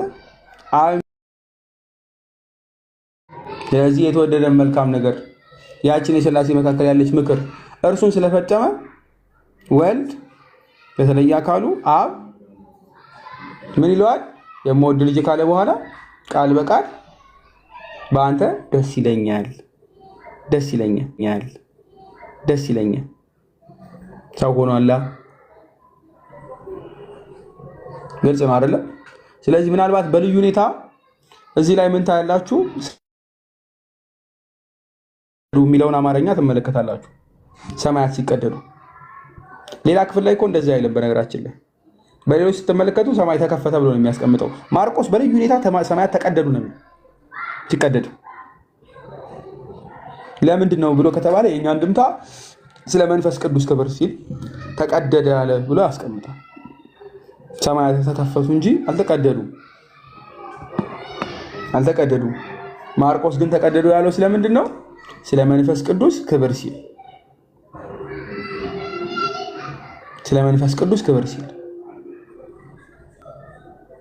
ወዲያውም መንፈስ ወደ ምድረ በዳ አወጣው። በምድረ በዳም ከሰይጣን እየተፈተነ 40 ቀን ሰነበተ። ከአራዊትም ጋር ነበረ፣ መላእክቱም አገለገሉት ብሎ ያስቀምጣል። መላእክቱም አገለገሉት። እንደ ሌሎቹ እንደ ሉቃስ እንደ ማቴዎስ ሁሉም ቅዱስ ማርቆስ ስለ ፈተናው በበረሃ ስለነበረው ሲያብራራ አይውልም። ጌታ ኢየሱስ ክርስቶስ መፈተኑን ከተናገረ በኋላ ግን እዛ ድል መንሳቱን ተናግሮ መላእክቱም አገለገሉት የሚለውን አምጥቶ ነው የሚያልፈው። መፈተኑን አስቀመጠ ለ40 ቀን፣ ከዛ መላእክቱም አገለገሉት የሚለውን ብቻ ዘርዝሮ ያልፋል። መንፈስም አወጣው ላይ ያስቀምጣል። በነገራችን ላይ ተመልከቱ። ከማውጣቱ ግን በፊት መጀመሪያ ምን አድርጎለት? መስክሮለት የእግዚአብሔር ልጅ መሆኑን እንመልከት። እዚህ የመዝሙረ ዳዊት ምዕራፍ 7 ላይ አለ አይደለም? መዝሙረ ዳዊት ምዕራፍ 2 ቁጥር 7 ስለ ልጁ የሚናገረው ክፍል ጌታውን የመሰከረለት ማለት ነው። አብ የመሰከረለት ትእዛዙን እናገራለሁ እግዚአብሔርም አለኝ አንተ ልጄ ነህ እኔ ዛሬ ወለድሁህ የሚለው ትንቢቱ መች ተፈጸመ? አሁን። የት? በማርቆስ ወንጌል ምዕራፍ ስንት ቁጥር? ምዕራፍ 1 ቁጥር ስንት? 10 ላይ 11 ላይ አሁን ሲመሰክርለት ምን ሊያደርግ መጥቷልና? ሊያገለግለን፣ እኛን ሊያድን። ደስ የሚለኝ አይደለ? በእርሱ ደስ የሚለኝ ያለው ምንድነው? ደስ የሚለው ሊያገለግለን ስለመጣ። መዝሙረ ዳዊት ምዕራፍ 2 ቁጥር 7 ላይ አሁን ያስቀመጠውን ክፍል ሊያገለግለን ደግሞ ስለመሆኑ ኢሳይያስ ምዕራፍ 42 ላይ ነገርናል። ቁጥር 1 ላይ ደስ የሚለው ለዛ ስለሆነ ማለት ነው። ምዕራፍ 42ን ተመልከቱት ቁጥር 1 ጀምሮ እነሆ ደግፌ የያዝሁት ባሪያዬ ብሎ የሚያስቀምጠው ማለት ነፍሴ ደስ የተሰኘበት ምርጤ፣ በደንብ ያዙ። ምን ያለበት? ደስ የተሰኘበት ምርጤ በእርሱ ላይ መንፈሴን አድርጌያለሁ እርሱም ለአሕዛብ ፍርድን ያወጣል የሚለው ክፍል ማለት ነው። ደስ የተሰኘበት ምርጤ ምን ያለበት? ደስ የተሰኘበት ምርጤ በአንተ ደስ ይለኛል ያለው ማለት ነው። ስለዚህ በእርሱ ደስ ያለው ምን ሊያደርግ ስለሚመጣ ነው? ሊያድነን ስለሚመጣ እርሱ ልጁ ስለሆነ ማለት ነው። ይሄ መገለጥ ነው ስለኛ ማለት ነው። ስለ ሥላሴ የሚያወቅንበት።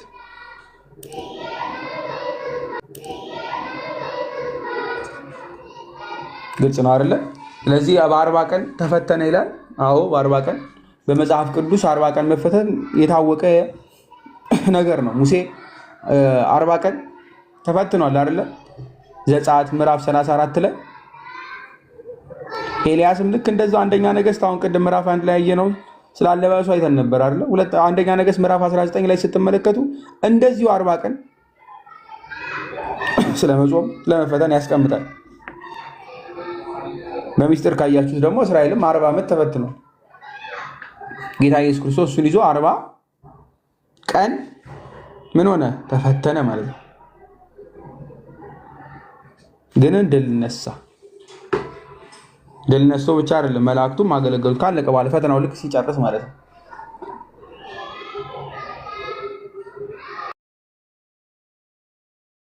ምን አደረገልን? ኖርማል አደረገልን። ለእኛ ለክርስቲያኖች አሁን መፈተን አይደለም የሚያስጨንቀን፣ ጌታ ኢየሱስ ክርስቶስ ድል ነስቶ ስላየ ነው። ድል መንሳት እንደሆነ ተስፋ የምናደርገው ማለት ነው። ደግሞ የምንመኘው የምናደርገው ከዛ መላእክቱ ያደርጉናል፣ ያገለግሉናል ማለት ነው። ልክ ጌታ እንዳገለግል እሱ አምላክ ስለሆነ ነው፣ እኛ ደግሞ እርሱ ልጆች ስለሆነ ተፈተነ ተብሎ መቀመጡ 40 ቀን ማለት ነው። እውነተኛ ሰው መሆኑን ደግሞ ይነግረናል። የእውነትም ሰው ኢሉዥን አይደለም፣ ቃል ስጋ ሆነ ተብሎ የተነገረው የእውነትም ሰው ስለሆነ ነው። ሴጣንን ድል መንሳቱ ከዛም ደግሞ መላእክቱ እርሱን ሊያገለግሉት መምጣታቸው አምላክነቱን ይነግረናል። ድል የሚነሳው አምላክ ስለሆነ ማለት ነው። ስለዚህ በመጀመሪያ ተብሎ ያስቀመጠልንን የእኛን ድህነት አስታውሱ። መጀመሪያ ብሎ የሚያስቀምጠው ማለት ነው ስለ ጌታ ስለ ኢየሱስ ክርስቶስ የሚያውጅበትን፣ ከዛም ሲቀጥል ደግሞ የተላከው መልእክተኛው ዮሐንስ በምድረ በዳ ያለ ጮሃይ የሚጮሁ ማለት ነው። በነገራችን ላይ ቃል ተብሎ የተነገረው ለእግዚአብሔር ክርስቶስ ነው። ቃል ማለት ነው ክርስቶስ ነው። ቃል ማለት ነው። ጩኸት ነው የተባለው ወይም ደግሞ ቮይስ ማለት ነው። ለማ ዮሐንስ ቃሉ አይደለም። ጩኸት ጊዜ ስለሆነ ቮይስ ነው፣ ቴምፖራሪ። ቃል ግን ዘላለማዊ ነው። ምሳሌ የሆነን ያለ ነው ማለት ነው። እሱ የተላከ ነው፣ በኋላ ላይ የመጣው ቃል ማለት ነው። እሱ በምን አጠመቀ? የንስሐ ጥምቀት በውሃ አጠመቀ። ከእርሱ በኋላ የመጣው ኢየሱስ ክርስቶስ ግን በምን አጠመቀ? በመንፈስ ቅዱስ። በመንፈስ ቅዱስ ስለሚመጣው ስለ ጌታ ኢየሱስ ክርስቶስ ማን አዘጋጀን? እርሱ ዮሐንስ። ስለማ በእርሱ ስለሚገኘው ሕይወት ስለ ዮሐንስ ስለ ክርስቶስ ነገረን። ክርስቶስ ደግሞ ምን አደረገ? በእርሱ ስለሚገኘው ስለ መንግስቱ ደግሞ እሱ ነገረን ማለት ነው። ኃጢአታችሁን ምን አድርጉ? ተናዘዙ፣ ንስሐ ግቡ አለን። ይሄ ለጊዜያዊ ኃጢአት ምናምን ነው። በክርስቶስ ኃጢአታችሁን ይሰራላችሁ፣ ንስሐ ግቡ፣ ከዛም ተጠመቁ ብለው ደግሞ ሐዋርያት የሰበኩት ጥምቀት ምን አይነት ጥምቀት ነው? በጌታ ኢየሱስ ክርስቶስ ያለው ጥምቀት። እሱ ደግሞ የልጅነት ጥምቀት እንድናገኝ የምንገባው ምንድነው? ንስሐ ነው። የምንጠመቀው ጥምቀት ነው ለልጅነት። የግመል ልብስ ለበሰ፣ መታጠቂያንም አደረገ፣ ዓለምን ስለመናቅ አስተማረን። ዮሐንስ መንፈሳዊ ሰው እንደዛ ስለሆነ ማለት ነው። የኛ አንድምታ ላይ የዮሐንስን አለባበስ ይጠቁምና አንድ ሰው መልበስ ያለበት እንደዚህ ነው፣ የተካበደ ወይም በጣም ውድ የሆነ ነገር መልበስ እንደሌለበት የተራ ሰውን አይነት አለባበስ ለበሰ ብለው ያስቀምጣሉ። በነገራችን ላይ ለኤግዛሪ ሳይሆን ሃምብል የሆነ ላይፍ በቂ ስለሆነ ማለት ነው። ከዛም በዚህ ጥምቀት ጌታ ኢየሱስ ክርስቶስ መጥቶ ሲጠመቅ ስለ ሥላሴ በተገለጠ መንገድ አየን ማለት ነው። በሐዲስ ኪዳን በብሉይ ኪዳን እንዲህ ግልጥ ሆኖ ታይቶ አይታወቅም ነበር። በሐዲስ ኪዳን ግን በግልጥ ጌታ ኢየሱስ ክርስቶስ ሲጠመቅ መንፈስ ቅዱስ በእርግብ አምሳል ሲያርፍ ጌታ አምላካችን አብ ደግሞ ስለ ወልድ ስለ ልጁ ሲመሰክር የምወደው ልጅ ብሎ ሲመሰክር ማለት ነው። አየተከር የምወደው ልጅ ብሎ ሲመሰክር ማለት ነው። አየን። በርዛም ጥምቀት ስለ ሥላሴ መሰከርን፣ አወቅን። የቀደመውንም አዳም ደግሞ በውሃ ቀበረው።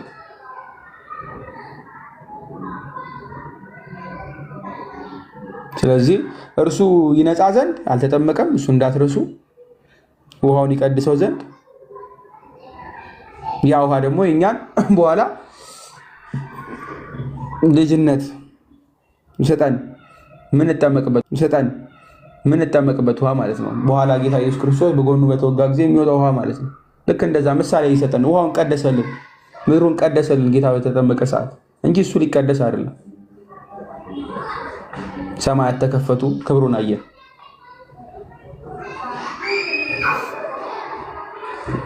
ተፈተንም። ክብሩን ካየን በኋላ በነገራችን ላይ ከተመሰከረለት በኋላ ይሄ የተመሰከረለት ቀጥታ ወደ ምን ሄደው ወደ ፈተና ማለት ከተሰጠ በኋላ ኢየሱስ የእግዚአብሔር መንግስት ወንጌል እየሰበከና ዘመኑ ተፈጸመ፣ የእግዚአብሔር መንግስት ቀርባለች፣ ንስሐ ግቡ፣ ወንጌል እመኑ እያለ ወደ ገሊላ መጣ ብሎ አዲሱን ስብከት የሚያስቀምጠው ለኢየሱስ ክርስቶስ አስረክቦ ሄዳል ማለት ነው። ከዚህ በኋላ ኢየሱስ ክርስቶስ ሐዋርያቶቹን እየመረጠ ተአምራትን እያደረገ ከዚህ በኋላ እያስተማረ ይላል። ይህን ደግሞ ዲያቆን ቀጥሉላችኋል ማለት ነው። ቃልዮት ያሰማልን። አንድ ደቂቃ አልፏል። አንድ ደቂቃ ያለፈው መሰለኝ ከ17 አንድ ደቂቃ ይቀራል እንጂ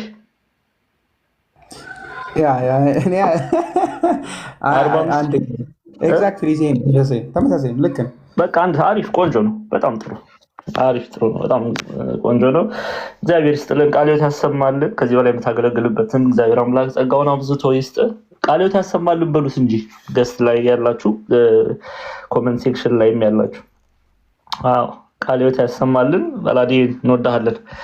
እሺ ቀጥታ ወደ ጠላት ካቆመበት ነው እኔ የምቀጥለው። ይህም አስተውላችሁ ካደመጣችሁ ወንድማችን ጰላዲዮስ የማርቆስ ወንጌል ምዕራፍ 1 ከቁጥር 1 እስከ 13-14 ድረስ ነው የሄደው።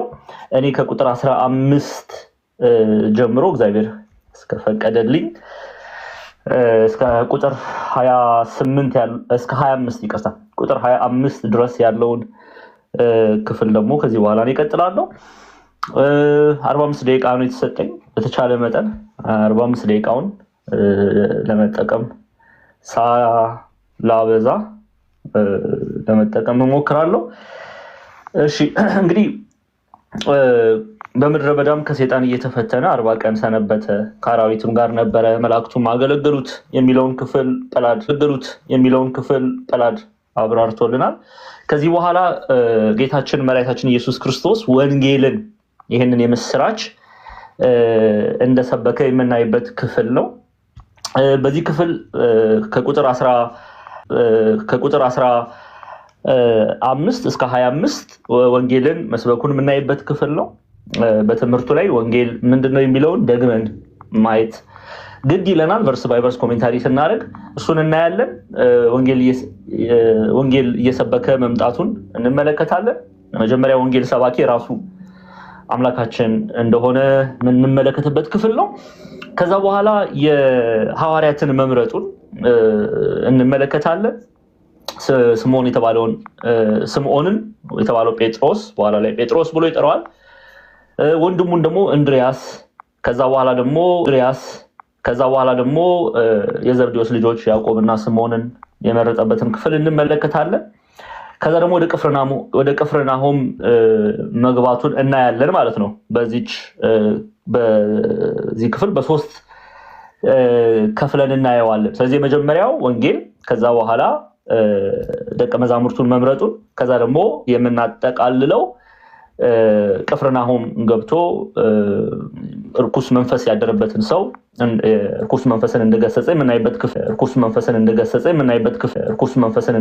የምናይበት ክፍል ይሆናል። የፍቅር አገልግሎቱን የምንመለከትበት ይሆናል። እነዚህን ሶስት ከፍለን በሶስት አውድ እናያለን። እሺ አንደኛ ቁጥር 15 ላይ ዮሐንስም አልፎ ከተሰጠ በኋላ ኢየሱስ የእግዚአብሔርን መንግስት ወንጌል እየሰበከና ዘመኑ ተፈጸመ፣ የእግዚአብሔር መንግስት ቀርባለችና ንስሐ ግቡ፣ በወንጌል እመኑ እያለ ወደ ገሊላ መጣ ይላል። ከዛ በፊት ወንጌል የሚለውን ሐሳብ ምናልባት አዲስ ተማሪዎች ሊኖሩ ስለሚችሉ አንድም ሰው ለእግዚአብሔር ያስፈልጋልና ወንጌል የሚለውን ደግመን ማየት የተገባ ነው። እንግዲህ የቃሉ ትርጉም ወንጌል የሚለው በግዕዝና በአማርኛ ወንጌል ማለት ወንጌል ይለዋል።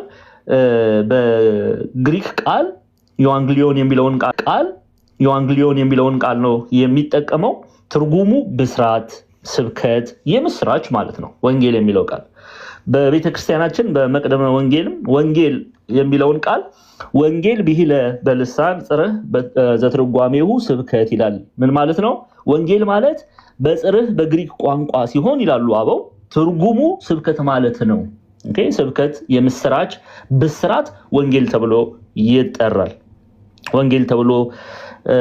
ይጠራል። እሺ እነዚህን ነጥቦች ትይዙልኛላችሁ። ሌላው ጌታችን መራችን ኢየሱስ ክርስቶስ ወንጌልን ሰብኳል። ይህንን የምስራች እየሰበከ የመጣው ጌታችን መራችን ኢየሱስ ክርስቶስ ነው። ከዛ በኋላ ሐዋርያቱም ይህንን የምስራች ሲሰብኩ እናያለን። መጽሐፍ ቅዱሳዊ መረጃዎች ይሰጣቸዋል። ማቴዎስ ወንጌል ምዕራፍ 24 ከቁጥር 14 ላይ እንዲህ ይላል፣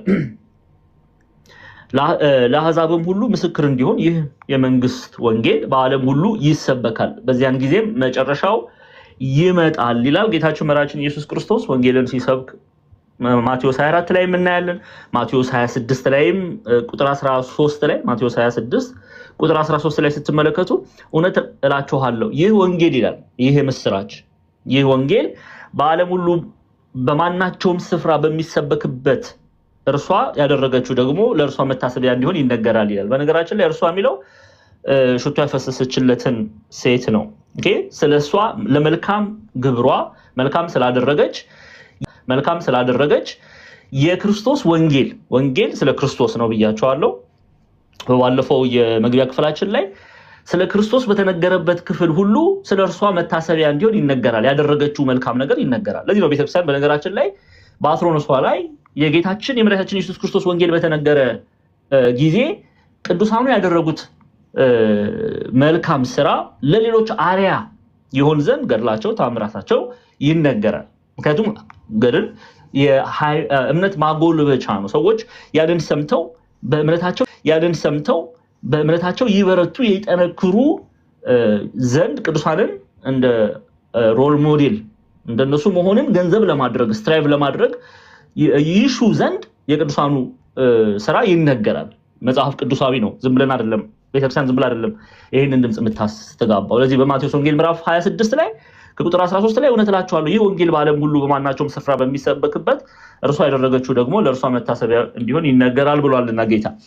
ሌላ ሶስተኛ ማስረጃ ማርቆስ 16ን መመልከት ነው። የማርቆስ ወንጌል ያው መጽሐፍ ቅዱስ ጥናታችን ማርቆስ አይደለ?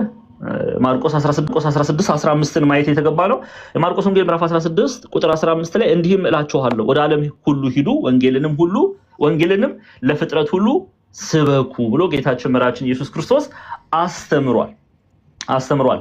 ሌላው ሐዋርያት ወንጌልን ጌታችን የሰበከውን ወንጌል እነሱም ደግሞ በኋላ ተቀብለው ሲያስተምሩ እናያለን።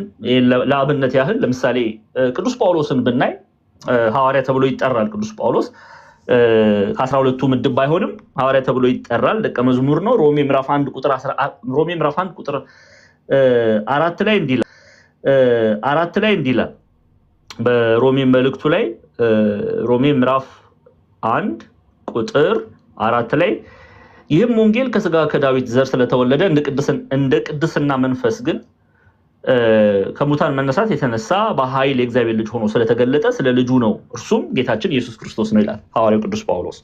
ሮሜ ምዕራፍ 1 ቁጥር 4 ላይ ታገኛላችሁ። ስለዚህ ወንጌል ደግሞ ጌታ ያስተምሩ ዘንድ ሐዋርያትን ሲያዝ በሐዋርያት ሥራ ምዕራፍ 1 ላይ ታያላችሁ። ሐዋርያት ሥራ ምዕራፍ 1 ቁጥር 18 የሐዋርያት ሥራ ምዕራፍ 1 ቁጥር 18 እንዲህ ይላል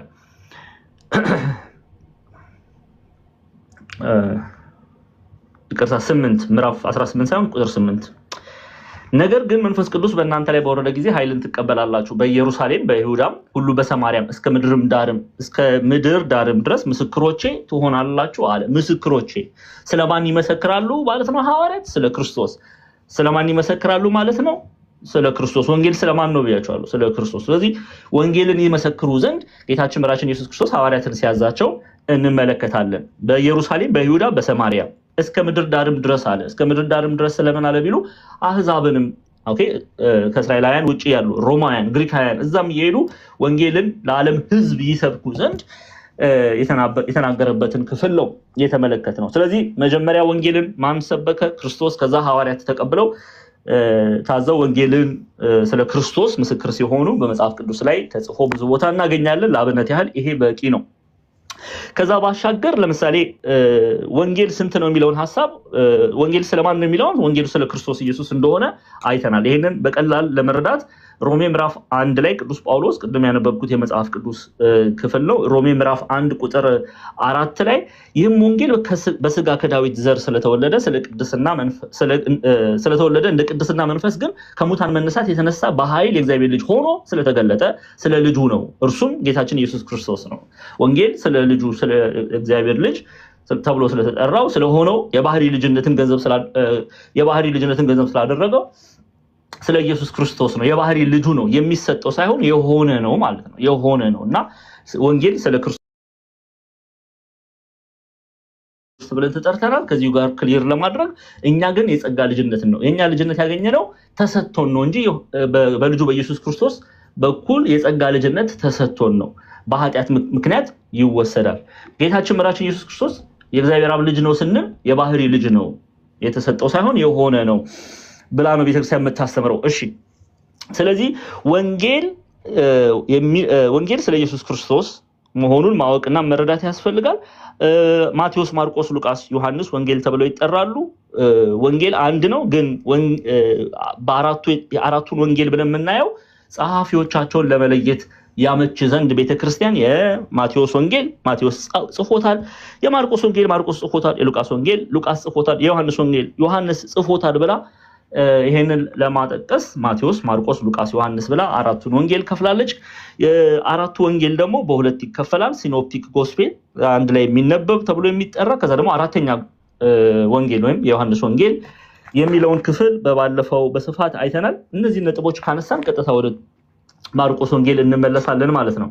የማርቆስ ወንጌል ምዕራፍ 1 ቁጥር 15 ላይ ስለዚህ ዮሐንስም አልፎ ከተሰጠ በኋላ ኢየሱስ የእግዚአብሔር መንግስት ወንጌልን እየሰበከና ዘመኑ ተፈጸመ፣ የእግዚአብሔር መንግስት ቀርባለች፣ ንስሐ ግቡ፣ በወንጌል እመኑ እያለ ወደ ገሊላ መጣ ይላል። ኦኬ፣ ዮሐንስ አልፎ ከተሰጠ በኋላ ከዛን ጀምር ዮሐንስ አልፎ የተሰጠው ምን አድርጎ ነው ወደ ወይኒ ዮሐንስ የወረደው የሚለውን ሐሳብ ማወቅ መረዳት ያስፈልጋል። ቨርስ ባይ ቨርስ እያየን ስንሄድ ዝም ብሎ አንብቦ ሳይሆን ዮሐንስ እንግዲህ የወንድሙን ሚስት ይሄንን ክፍል የምናየው የወንድሙን ሚስት ሄሮድያዳን አግብቶ የነበረውን ያንን ክፉ ንጉስ በመቃወሙ ምክንያት ወደ ወይኒ እንደወረደ መጽሐፍ ይነግረናል። አሁን ለምሳሌ መጽሐፍ ቅዱስ አስረጅቻቸዋለሁ። ማርቆስና ሉቃስ ይሄንን በደንብ አድርገው ይተርኩልናል። ማርቆስ 6 ከ17 ጀምሮ ሉቃስ 3 ከ19 ጀምሮ ይሄንን ታሪክ ያስቀምጣል። የማርቆስ ወንጌል ምዕራፍ 6 ላይ ስትመጡ ዮሐንስ ስለምን ታሰረ የሚለውን ክፍል በደንብ ለመረዳት ከቁጥር 17 ጀምራችሁ ስታነቡ እንዲህ ይላል። ሄሮድስ የወንድሙን የፊልጶስን ሚስት ሄሮድስ የወንድሙን የፊልጶስን ሚስት ሄሮዲያዳን አግብቶ ነበርና በእርሷ ምክንያት ራሱ ልኮ ዮሐንስን አስይዞ በወይኒ አሳስሮት ነበር። ዮሐንስ ሄሮድስን የወንድምህን ሚስት ላንተ ልትሆን አልተፈቀደም ይለው ነበረ። ሄሮዲያዳ ግን ተቃውማ ልትገድለው ትፈልግ ነበር፣ አልቻለችም። ሄሮድስ ዮሐንስ ጻድቅና ቅዱስ ሰው እንደሆነ አውቆ ይፈራውና ይጠባበቀው ነበር። እርሱም ሰምቶ በብዙ ነገር ያመነታ ነበረ እያለ ይቀጥላል። እናንተ ገብታችሁ ታነቡታላችሁ። የታሰረበት ምክንያት ግን ወይኒ ማለት እስር ቤት ማለት ነው። ሄሮድስ የወንድሙን የፊልጶስን ሚስት ሄሮዲያዳን አግብቶ ስለነበረ በዚህ ክፉ ግብሩ ስለተቃወመው ነው ወደ ወይኒ የወረደው። ለዚህ ነው የታሰረው። እውነትን ስለተናገረ ማለት ነው። እውነትን ስለተናገረ የወንድምህን ሚስት ልታገባ አይገባህም፣ በእግዚአብሔር ዘንድ ይሄ ግብር የተወደደ አይደለም ስላለ። በነገራችን ላይ በዘመነ ዮሐንስ እንደነበረ ዛሬም ላይ ሄሮድሶች አሉ በዙሪያችን። እውነት ሲነገራቸው የሚያጉረመርሙ ሰዎች የሉም። ለእናንተ ታፔላ ለመለጠፍ የሚሯሯጡ ሰዎች አሉ። ኃጢአት ነው፣ ይሄ ኃጢአት ነው፣ ከዚህ ግብር ውጡ ስትሏቸው እሱ እኮ ተሳዳቢ ነው የሚሉ ሰዎች አሉ። እነዚህ ደቂቀ ሄሮድስ ይባላሉ። ወይኒ እናንተን ማስገባት ባይችሉ፣ እስር ቤት እናንተን ማስገባት አቅም ባይኖራቸው፣ ግን ምላሳቸው አንደበታቸውን ተጠቅመው እናንተ ላይ እጅ መጫንን ገንዘብ ማድረግ የሚፈልጉ ብዙ ሰዎች አሉ እንደ ሄሮድስ። እነዚህ ደቂቀ ሄሮድስ ብለን እንጠራቸዋለን። ኦኬ። የሉቃስ ወንጌል ላይም ስትመለከቱ የሉቃስ ወንጌል ምዕራፍ 3 ላይ ሉቃስም ስለዚህ ታሪክ ይተርካል። በነገራችን ላይ ሉቃስ አስተውላችሁ ከሆነ ሲናፕቲክ ጎስፔል ነው የሚባለው። ምን ማለት ነው? በአንድ ላይ የሚታይ ወንጌል ነው የሚባለው። ከማርቆስና ከማቴዎስ ጋር ተመሳሳይ ታሪኮችን አቅፎ እናገኛለን። የሉቃስ ወንጌል ምዕራፍ 3 ከቁጥር 19 ጀምሬ ያነብላችኋለሁ። ነገር ጥቅስ መደጋገመው እናንተ እንድትጽፉ ነው። ሉቃስ 3 19 እና 20 ላይ ስትመለከቱ እንዲላል የአራተኛው ክፍል ገዢ ሄሮድስ ግን ስለ ሄሮዲያዳ ስለ ወንድሙ ስለ ፊልጶስ ሚስት ሄሮድስ ስላደረገው ሌላ ክፋት ሁሉ ዮሐንስ ስለገሰጸው ይህን ደግሞ ከሁሉ በላይ ጨምሮ ዮሐንስን በወይኒ አገባው ይላል። አያችሁ አይደለ? በወይኒ አሳሰረው ማለት ነው። በወይኒ አሳሰረው። ስለዚህ ማርቆስ 6 17 እስከ 28፣ ሉቃስ 3 19 እስከ 20 ቅዱስ ዮሐንስ በመገሰጹ ምክንያት ሄሮድስን በክፉ ወደ ወይኒ ወደ እስር ቤት እንደገባ የምንመለከትበት ክፍል ነው። በነገራችን ላይ መጽሐፍ ቅዱስ ላይ አበይት በደንብ የሚታወቁ ዮሐንስ ተብለው የተጠሩት 3 እናያለን። ማርቆስ የተባለ ዮሐንስ ራሱ ይሄንን የማርቆስ ወንጌልን የጻፈው ያው ከነቤተሰቡ ባክግራውንዱን በዝርዝር ስላየን እዛ ላይ ጊዜ መቆየት ተገቢ አይደለም። ግን ማርቆስ የተባለ ዮሐንስ የማርቆስ ወንጌልን የጻፈ የመጥምቁ ዮሐንስ ጌታችን መድኃኒታችን ኢየሱስ ክርስቶስን ስጦታ ታድሎ እግዚአብሔር አምላክ እንደው ቸርነቱን ስላበዛለት የእግዚአብሔር ባህሪ ልጅ የሆነውን ኢየሱስ ክርስቶስን ያጠመቀው። ከዛ ደግሞ ወንጌላዊው ቅዱስ ዮሐንስ ቁጥሩ ከ12ቱ ሐዋርያት መካከል የሚመደበው በኋላ ላይ እናየዋለን። ወልደ ዘብዴዎስ ኢትዮጵያውያን ሊቃውንት ማርያም ባፍሊያ ትባላለች እናቱ ብለው የሚጠሩት እርሱ ደግሞ ዮሐንስ የ5 መጽሐፍ የጻፈ። በነገራችን ላይ 5 መጽሐፍ ጽፏል። ዮሐንስ ወንጌል 3ቱ መልእክታት፣ አንደኛ ለኤፌሶን፣ ሁለተኛ ለሮምና ተብላ ለምትጠራ በአንዲት ሴት እና ሶስተኛ ደግሞ ጋዮስ ተብሎ ለተጠራ አንዱን ጓደኛው የጻፈው መልእክት ነው። ከዛ ዮሐንስ ራእይን የጻፈ። እነዚህን 5 መጽሐፍ ያጻፈ ቅዱስ ዮሐንስ ወንጌላዊ ተብሎ የሚጠራ እነዚህ 3 በአብነት ይጠቀሳሉ። ስለዚህ እነዚህን ነጥቦች ገንዘብ እናድርግ። እዚህ ክፍል ላይ የተናገረ ያለው ወደ ወይኒ የተጣለው መጥምቁ ዮሐንስ ነው። ማርቆስ የተባለው ዮሐንስ አይደለም።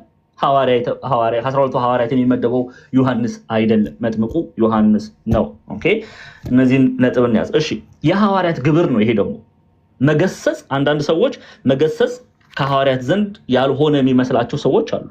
አሁን ለምሳሌ ሐዋርያው ቅዱስ ጳውሎስ እዚህ ቢኖር በስጋ ነው ማወራችሁ። ኃጢአትን ኃጢአት ይላል፣ ጽድቅን ጽድቅ ይላል፣ ጨለማን ጨለማ ይላል፣ ብርሃንን ብርሃን ይላል። ይሄ የሐዋርያት ግብር ነው። መገሰጽ መምከር የሐዋርያት ግብር ነው። ሰሚው ይቆጣ አይቆጣ፣ ሰሚው ጥርሱን ያፏጭ አያፏጭ፣ ሰሚው ይቆጣ ሰይፍ ያንሳ፣ እሱ አይደለም ፖይንቱ።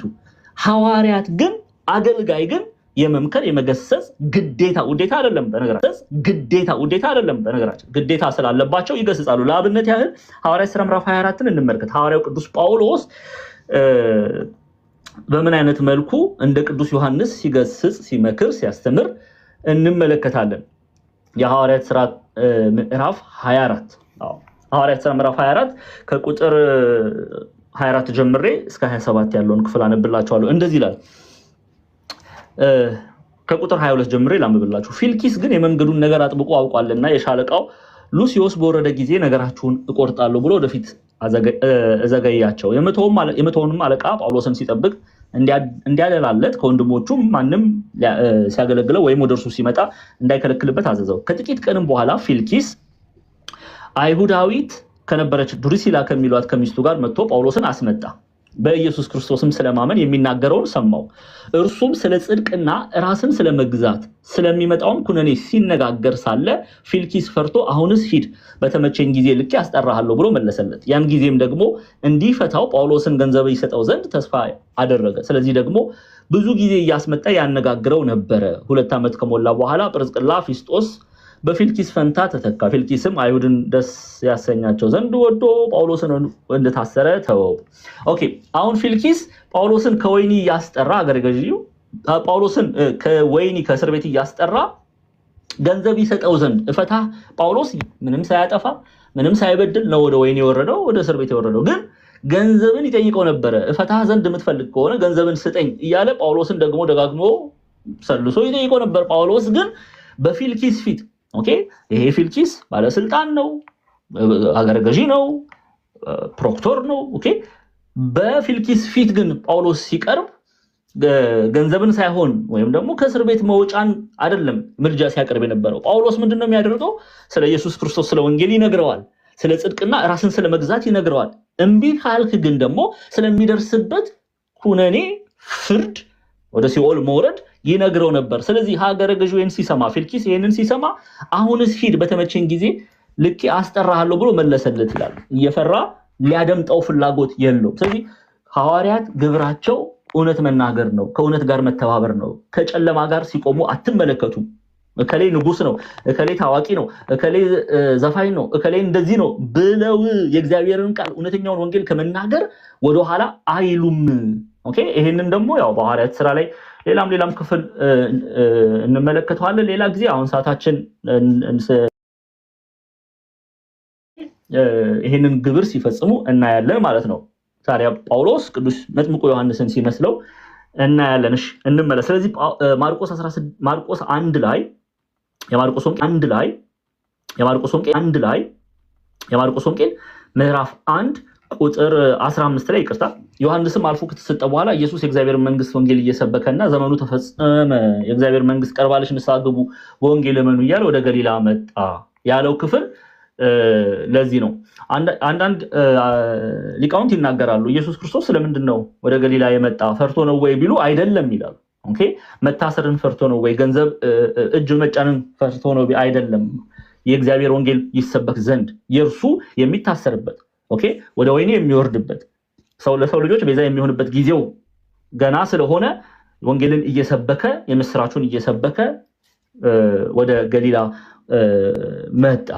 ሰው ልጅ ወንጌልን ማመን አምኖ ያመነውን ወንጌል ደግሞ አምኖ ተጠምቆ ወደ ቤተክርስቲያን ተጨምሮ እግዚአብሔርን መስሎ በመመላለስ የእግዚአብሔር መንግስት ወራሽ ይሆን ዘንድ ይህንን የምስራች እየተናገረ ጌታችን መድኃኒታችን ኢየሱስ ክርስቶስ ወደ ገሊላ መጣ። በገሊላም ባህር አጠገብ ሲያልፍ ይላል ቁጥር 16 ላይ ገሊላም ባህር አጠገብ ሲያልፍ ስምዖን ወንድሙም እንድሪያስ መረባቸውን ወደ ባህር ሲጥሉ አየ፣ አሳ አጥማጆች ነበሩና ይላል። ኢየሱስም በኋላዬ ኑና ሰዎችን አጥማጆች እንድትሆኑ አደርጋቸዋለሁ አላቸው። ወዲያውም መረባቸውን ትተው ተከተሉት ይላል። እዚህ ጋር አንድ ነጥብ ላንሳ። ለምንድን ነው ጌታችን መድኃኒታችን ኢየሱስ ክርስቶስ ለዚህ ሐዋርያዊ ግብር ለምንድን ነው የተማሩ ሰዎችን ያልመረጠው? የሉም እንደ የተማሩ ሰዎች ኦኬ፣ በምድራዊ ጥበብ የበረቱ የሉም? ኦኬ፣ ጸሐፍት አሉ አይደለ?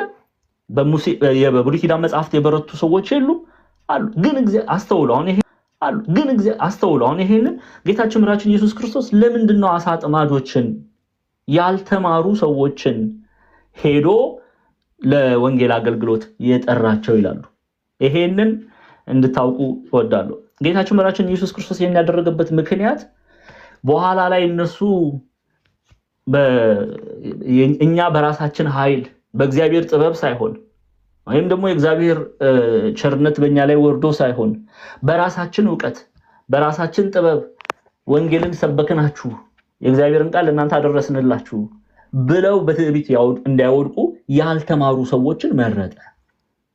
እግዚአብሔር አምላክ አያችሁ አይደለ? ባልተማሩ አሳ አጥማጆች በሆኑ ሰዎች ላይ ይህንን የወንጌል የምስራች በዓለም ዙሪያ ሄደው ያዳርሱ ዘንድ እግዚአብሔር አምላክ እነርሱን መረጠ። ለምን?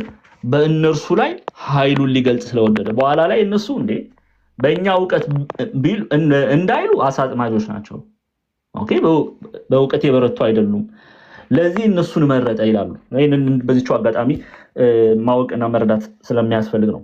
ስለዚህ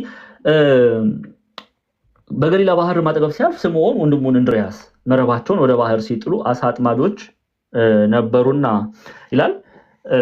አሳ ያጠመዱ ነው የሚተዳደሩት፣ አሳ በማጥመድ ነው የሚተዳደሩት፣ የተማሩ ሰዎች አይደሉም። ስምዖን የተባለው ማን ነው? ስምዖን የተባለ በኋላ ላይ ማን ተብሎ ይጠራል? ጴጥሮስ ተብሎ ጌታችን መድኃኒታችን ኢየሱስ ክርስቶስ ስሙን ሲቀይር እናያለን።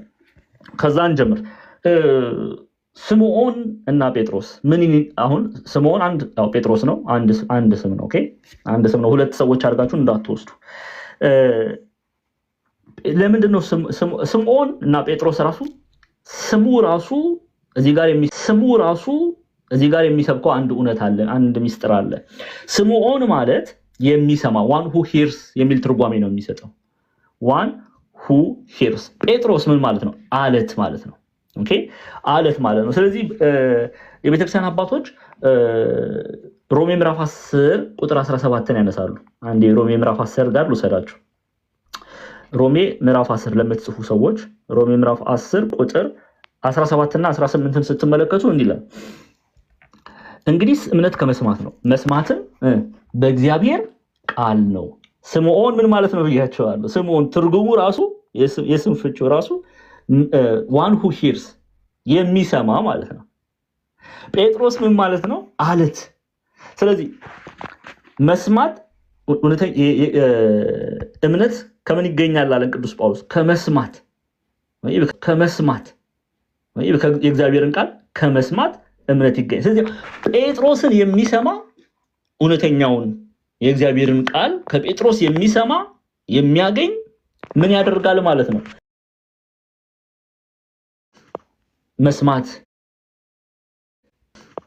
መስማት እምነት ከመስማት የሚለውን ሐሳብ አባው እያመጡ ስሙ ራሱ የስምዖን ስም ራሱ ወንጌልን ይሰብካል። ጴጥሮስን ስምዖንና ጴጥሮስ መባሉ አንተ አላት ነህ ጴጥሮስ እልሃለሁ ብሎ ጌታችን ጠርቶታልና ይሄን የት ነው የምናገኘው? የማቴዎስ ወንጌል ላይ የማቴዎስ ወንጌል ምዕራፍ 16 ቁጥር 17 እና 18 ላይ ስምዖን ጴጥሮስም መልሶ አንተ ክርስቶስ የሕያው የእግዚአብሔር ልጅ ነህ አለ ይላል። ቁጥር 16 ቁጥር 17 ላይ ኢየሱስ መልሶ እንዲህ አለው፣ የዮና ልጅ ስምዖን ሆይ። አባታቸው ማን ይባላል? የእንድርያስና የስምዖን ወይም ጴጥሮስ አባት ዮና ተብሎ ይጠራል። የዮና ልጅ ተብሎ ይጠራል። እሺ ጴጥሮስ የዮና ልጅን ብሎ ይጠራዋል ክርስቶስ። ስለዚህ ኢየሱስም መልሶ እንዲህ አለው፣ የዮና ልጅ ስምዖን ሆይ በሰማይ ያለው አባቴ እንጂ ስጋና ደም ይህንን አልገለጠልህም። ብፁዕ ነህ። እኔም እልሃለሁ አንተ ጴጥሮስ ነህ፣ በዚች ዓለት ላይ ቤተክርስቲያን እሰራለሁ፣ የገሃነም ደጆችም አይችሏትም። ስለዚህ ጴጥሮስ ሐዋርያትን ወክሎ ሐዋርያትን የሚሰማ የእግዚአብሔርን ቃል ሐዋርያት የሚላበስ በእምነት ይጸናል ሲል ስምዖን ጴጥሮስ አለው ይላሉ አንዳንድ ሊቃውንት። ይህንን ነጥብ እንድንይዝ ነው። የእንድርያስና የስምዖን አባት ዮና ተብሎ ይጠራል። መጽሐፍ ቅዱስ አስረጅ ሰጣቸዋለሁ። አንደኛው እዚሁ ማቴዎስ ወንጌል ምዕራፍ 16 ነው። ሌላው ማቴዎስ ወንጌል ዮሐንስ ወንጌል ምዕራፍ 1 ሁለቱን እንያዝ። ዮሐንስንም እናንሳ። ዮሐንስ 1 ከ41 እስከ 43 ላይ እንዲህ ይላል። ቁጥር 41 እስከ 43 ከዮሐንስ ዘንድ ሰምተው ከተከተሉት ከሁለቱ አንዱ የስምዖን ጴጥሮስ ወንድም እንድርያስ ነበረ። እርሱም አስቀድሞ የራሱን ወንድም ስምዖንን አገኘውና መሲህን አግኝተናል አለው። መሲህ አግኝተናል አለው። እዛው መሲህ ማለት ምን ማለት ነው የሚለውን ትርጓሜውም ይላል ክርስቶስ ማለት ነው። መሲህ ማለት ትርጓሜውም ክርስቶስ ማለት ነው። ወደ ኢየሱስም አመጣው። ኢየሱስም ተመልክቶ አንተ የዮና ልጅ ስምዖን ነህ፣ አንተ ኬፋ ትባላለህ አለው። ትርጓሜውም ጴጥሮስ ማለት ነው። ኦኬ። ስለዚህ አባታቸው ማን ነው? ጌታችን መድኃኒታችን ኢየሱስ ክርስቶስ እንድርያስን ጴጥሮስን የዮና ልጅ ብሎ ሲጠራው እናያለን። እና ዮና ተብሎ ይጠራል። እዛው ክፍል ላይ ማቴዎስ 4 ላይ ደግሞ ስንሄድ የማቴዎስ ወንጌል ምዕራፍ 4 ከቁጥር 18 ጀምራችሁ ስትመለከቱ አነበዋለሁ። እንዲህ ይላል ማቴዎስ። አሁን ማንን አይተናል? ዮሐንስን አይተናል። ማቴዎስ 16ን አይተናል። ማቴዎስ 4 ላይ ደግሞ የማቴዎስ 4 እና የማርቆስ አንድን ያው ሲናፕቲክ አንድ ላይ የሚታይ ወንጌል ስለሆነ እናያለን። ማርቆስ ምዕራፍ 1 ላይ የተናገረውን ማቴዎስ እንዲህ ብሎ ደግሞ ይገልጸዋል። ምዕራፍ 4 ላይ ተመልከቱ። በገሊላ ባህር አጠገብ ሲመላለስ ሁለት ወንድማማች ጴጥሮስ የሚሉት ስምዖን ከዛ ደግሞ ወንድሙ እንድሪያስ መረባቸውን ወደ ባህር ሲጥሉ አየ። አሳ አጥማጆች ነበሩና በኋላዬኑና ሰዎች አጥማጆች እንድትሆኑ አደርጋችኋለሁ አለ ይላል። አደርጋችኋለሁ አለ። ስለዚህ እነዚህን ሁለት ክፍሎች ታሪኮቹን እንድናይ ነው። ወደ ማርቆስ እንመለሳለን። የማርቆስ ወንጌል ላይ እንመለስ። 16 ቁጥር 16 እሺ። እንድሪያስም በነገራችን ላይ እንድሪያስም ስምዖንም ዮሐንስም ያዕቆብም ስማቸው ትርጉም አለው። ኦኬ ከሚስጥሩ የስምዖንን ያዙልኝ። ሰዓታችንን ስማቸው ላይ ከሄደን በጣም ብዙ ሰዓት ይፈጃል። ግን ገብታችሁ ቼክ አድርጉት። እያንዳንዱ ስም ለምሳሌ ስምዖን ጴጥሮስ ቅድም እንደተናገርኩት የእያንዳንዱ ሐዋርያ ትርጉም አለው፣ ሚስጥር አለው፣ ተያይዞ የሚሄድ ከወንጌል ጋር እግዚአብሔርን ስም ግሎሪፋይ ከማድረግ ጋር። ቅዱሳን መላእክት፣ ሰማያውያን መላእክት፣ ቅዱሳን መላእክት የስማቸው እግዚአብሔርን ግሎሪፋይ እንደሚያደርግ ምድራውያን መላእክት የተባሉት ሐዋርያትም በስማቸው እግዚአብሔርን ይሰብኩታል። እሺ ይሄንን ከዛ በኋላ ምንድነው የሚለን? አሳ አጥማጆች ነበሩ። ስራቸውን ሲገልጽ ነው። ኢየሱስም በኋላዬኑና ሰዎች አጥማጆች እንድትሆኑ አደርጋችኋለሁ አላቸው ካለ በኋላ ወዲያውም መረባቸውን ትተው ተከተሉት ይላል። ከስጋና ከደም ጋር ሲመካከሩ አታዩም? ሐዋርያው ቅዱስ ጳውሎስ ታስታውሳላችሁ፣ ገላትያ ምዕራፍ 1 ላይ ምንድን ነው የሚለው? ገላትያ ምዕራፍ 1 ከቁጥር 16 ገላትያ ምዕራፍ 1 ቁጥር 16 ላይ ነገር ግን አለ በእናቴ ማህፀን ሳለሁ የለየኝ በጸጋው የጠራኝ እግዚአብሔር በአሕዛብ መካከል ስለ እርሱ ወንጌል እሰብክ ዘንድ ልጁን በእኔ ሁኔታ ሊገልጥ በወደደ ጊዜ ወዲያው ከስጋና ከደም ጋር አልተማከርኩም ይላል። ከስጋና ከደም ጋር አልተማከርኩም እያለ ይናገራል። እንዴት አይነት አገላለጽ ነው! እንዴት አይነት ደስ የሚል አገላለጽ ነው! ኦርቶዶክሳውያን ክርስቲያኖች ኦኬ፣ ለዚህ አገልግሎት ሲጠራ ስጋን ከዓለም መሻቱ ኦኬ፣ ዓለማዊ መሻት ዓለማዊ ፈቃዱን የለውም፣ አልተመለከተም። ቀጥታ በቃ የክርስቶስን ፍቅር ሲመለከት ለአገልግሎት ሲጠራ ከስጋና ከደም ጋር አልተማከርኩም፣ ከራሴ ጋር አልተማከርኩም። ሁሉን ትተው ተከተሉት ሐዋርያት። ለዚህ ነው ሁሉን ትተው ሐዋርያት ተከተሉት የምትለው ቤተክርስቲያን። ምንም ያስቀሩት ነገር የለም፣ ሁሉነታቸውን ነው የሰጡት። ለዚህ ነው ነገር ግን በእናቴ ማህፀን ሳለሁ የለየኝ በጸጋው የጠራኝ እግዚአብሔር በአሕዛብ መካከል ስለ እርሱ ወንጌል እሰብክ ዘንድ ልጁን በእኔ ሁኔታ ሊገልጥ በወደደ ጊዜ ወዲያው ከስጋና ከደም ጋር አልተማከርኩም ማለት። እንድሪያስና ስምዖንም ከስጋና ከደም ጋር ሲማከሩ አትመለከቱ። ማርቆስ እንመለስ፣ የማርቆስ ወንጌል እንመለስ ምዕራፍ 1 ላይ ማለት ነው። ምንድን ነው የሚለው ጸሐፊው? ኢየሱስም በኋላዬ ኑና ሰዎች አጥማጅ እንድትሆኑ አደርጋችኋለሁ አለ። ወዲያው መረባቸውን ትተው ተከተሉት። አያችሁ አይደለ? ከስጋና ከደም ጋር ሲያመነቱ አንመለከትም ማለት ነው። ማመንታት የለም። ይሄም ደግሞ የእግዚአብሔር ድንቅ ስራን ያሳያል። እኛ ምንድነው ከዚህ መማር ያለብን? እኛ እግዚአብሔር አምላክ ቤተክርስቲያን ትጠራን። በነገራችን ላይ ባፕቲዝም ኦኬ፣ ኢንፋንት ቤተክርስቲያን በኢንፋንት ባፕቲዝም ታምናለች፣ ህፃናትን በማጥመቅ ኦኬ። ያ ቋንቋ ነው። በነገራችን ላይ ቤተክርስቲያን ስታጠምቀን በቃ እኛ ሙሉነታችንን ለማን እንሰጣለን ብለን ነው? ለዓለም አይደለም፣ ለክርስቶስ እንሰጣለን እያልን ነው። በጥምቀት ማለት ነው። አምነን ተጠምቀን ቤተክርስቲያን ከተጨመርን በኋላ እግዚአብሔር አምላክ በእኛ ልጁ ኢየሱስ ክርስቶስን እንዳለ ቅዱስ ጴጥሮስ ሊገልጥ ሲወድ ሰዎች እኛን አይተው ክርስቶስን ማየት እንዲችሉ ሙሉነታችንን መስጠት መቻል አለብን። እንደ ስምዖን እንደ እንድሪያስ ማለት ነው። ያንን ገንዘብ ማድረግ መቻል አለብን እና ከስጋና ከደም ጋር ሲማከሩ አንመለከትም። ከዚህ ጋር ተያይዞ 12ቱን ሐዋርያት አይ ቲንክ ስሙን አንስተን ብናልፍ ደስ ይለኛል። 12ቱን ሐዋርያት ስማቸውን አንስተን ብናልፍ ከተቻለ ነገዳቸውንም ብትጽፉ ደስ ይለኛል። ከዚህ በኋላ ያውን የስምዖንና እንድሪያስን ብቻ እንይዛለን። ከዛ ደግሞ ወደ ዮሐንስ ስንመጣ በዛው ሂደት እናልፋለን። እሺ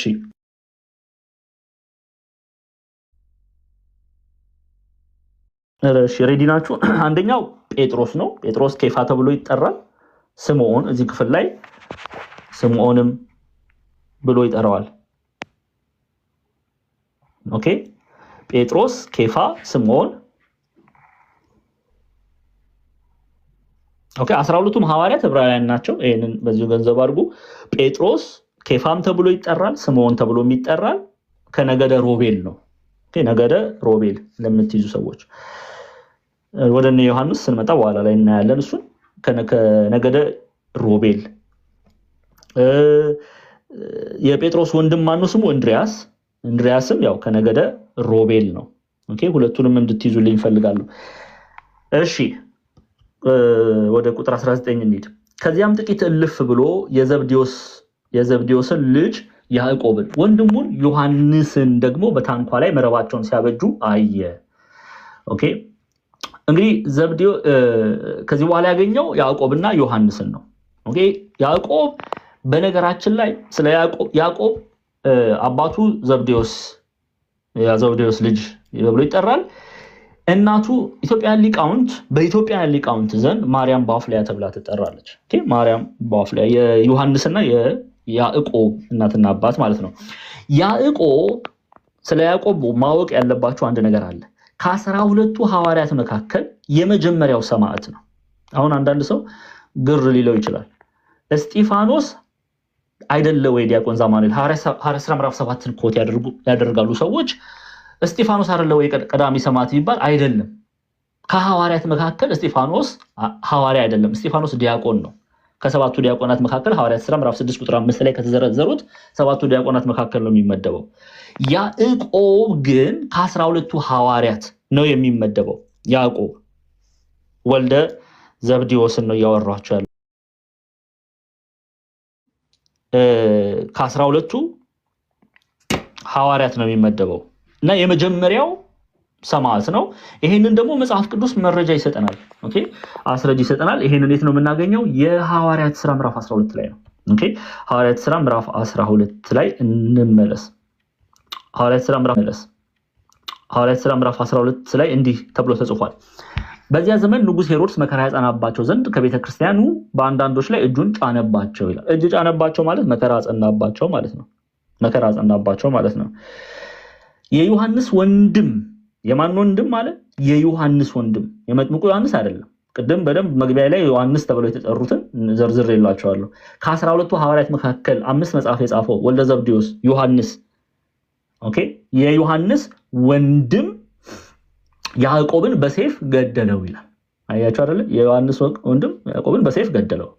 በኋላ ላይ አይሁድ ደስ እንዳሰኛቸው አይቶ ጨምሮ ጴጥሮስን ደግሞ ያዘው። የቂጣ በዓል ወራትም ነበረ። ያው ጴጥሮስን ወደ ወህኒ ጣለው።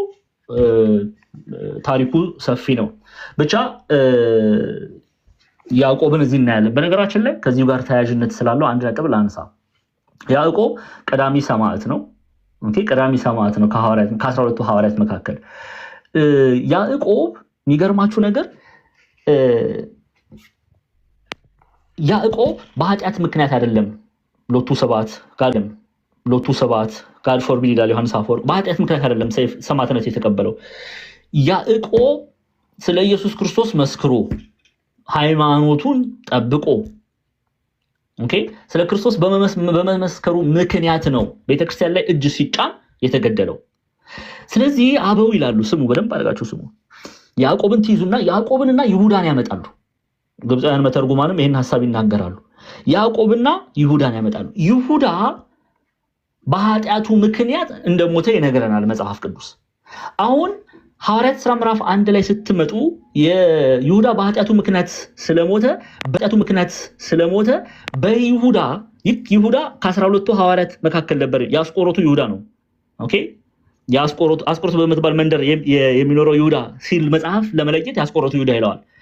የአስቆሮቱ ይሁዳ በኃጢአት ምክንያት አምላኩን ጌታውን ክዶ በኃጢአት ምክንያት ስለሞተ ሐዋርያት ምን ያደርጋሉ? 11 ሆነዋል። አሁን ኦኬ 11 ስለሆኑ ይሁዳን ይሁዳ በኃጢአት ምክንያት ከዛ ስለወጣ 11 ሆኗል፣ 12 አይደሉም። ስለዚህ በ11 ስለሆኑ በይሁዳ ፋንታ ሌላ ሐዋርያ ለመተካት ስብሰባ ሲያደርጉ ትመለከታላችሁ። ሐዋርያት ሥራ ምዕራፍ 1 ላይ ገብታችሁ አንብቡት። ልክ ይሁዳ ከዛ መንፈስ ቅዱስ ማንን መረጠ? ማቲያስን መረጠ። ኦኬ ማቲያስን መረጠ። ታሪኩን ሐዋርያት ሥራ ምዕራፍ 1 ላይ ታገኙታላችሁ። ማቲያስ በማን ፈንታ ተተካ ይላሉ? በይሁዳ ፋንታ ተተካ። ለምን? በኃጢአት ምክንያት ተቆርጧልና፣ ኦኬ ወጥቷልና፣ ራሱን ለይቷልና፣ ሞቷልና፣ እውነተኛ ሞትን ሞቷልና። አሁን ሐዋርያት ሥራ ምዕራፍ 1ን እሱን አይታችሁ ሐዋርያት ሥራ ምዕራፍ 12 ላይ ስትመጡ ግን በያዕቆብ ምክንያት ያዕቆብም ሐዋርያ ነው። ከ12ቱ ሐዋርያት መካከል ነው የሚቆጠረው። ጴጥሮስ፣ ዮሐንስ፣ ያዕቆብ፣ እንድሪያስ፣ ፊልጶስ፣ ቶማስ፣ በርተሎሜዎስ፣ ማቴዎስ፣ ያዕቆብ፣ ስምዖን፣ ይሁዳ፣ ማቲያስ ከነሱ ጋር ነው የሚቆጠረው። ያዕቆብ ወልደ ዘብዴዎስ የቅዱስ ዮሐንስ ወንድም ማለት ነው። ቀዳሚ ሰማዕት ከሐዋርያት ዘንድ ከ12ቱ ሐዋርያት ዘንድ። ያዕቆብ ግን ሰማዕትነት ነው የተቀበለው። ሞተ አንልም። እየሰማችሁኝ ነው? በኃጢአት ምክንያት ሰው ሲለይ ከእግዚአብሔር ነው እውነተኛ ሞት የሚባለው። ያዕቆብ ግን ሰማዕት ነው የሆነው፣ ሕያው ነው። የሕያዋን አምላክ ነው የምናመልከው ኦርቶዶክሳውያን ክርስቲያኖች። ስለዚህ ያዕቆብ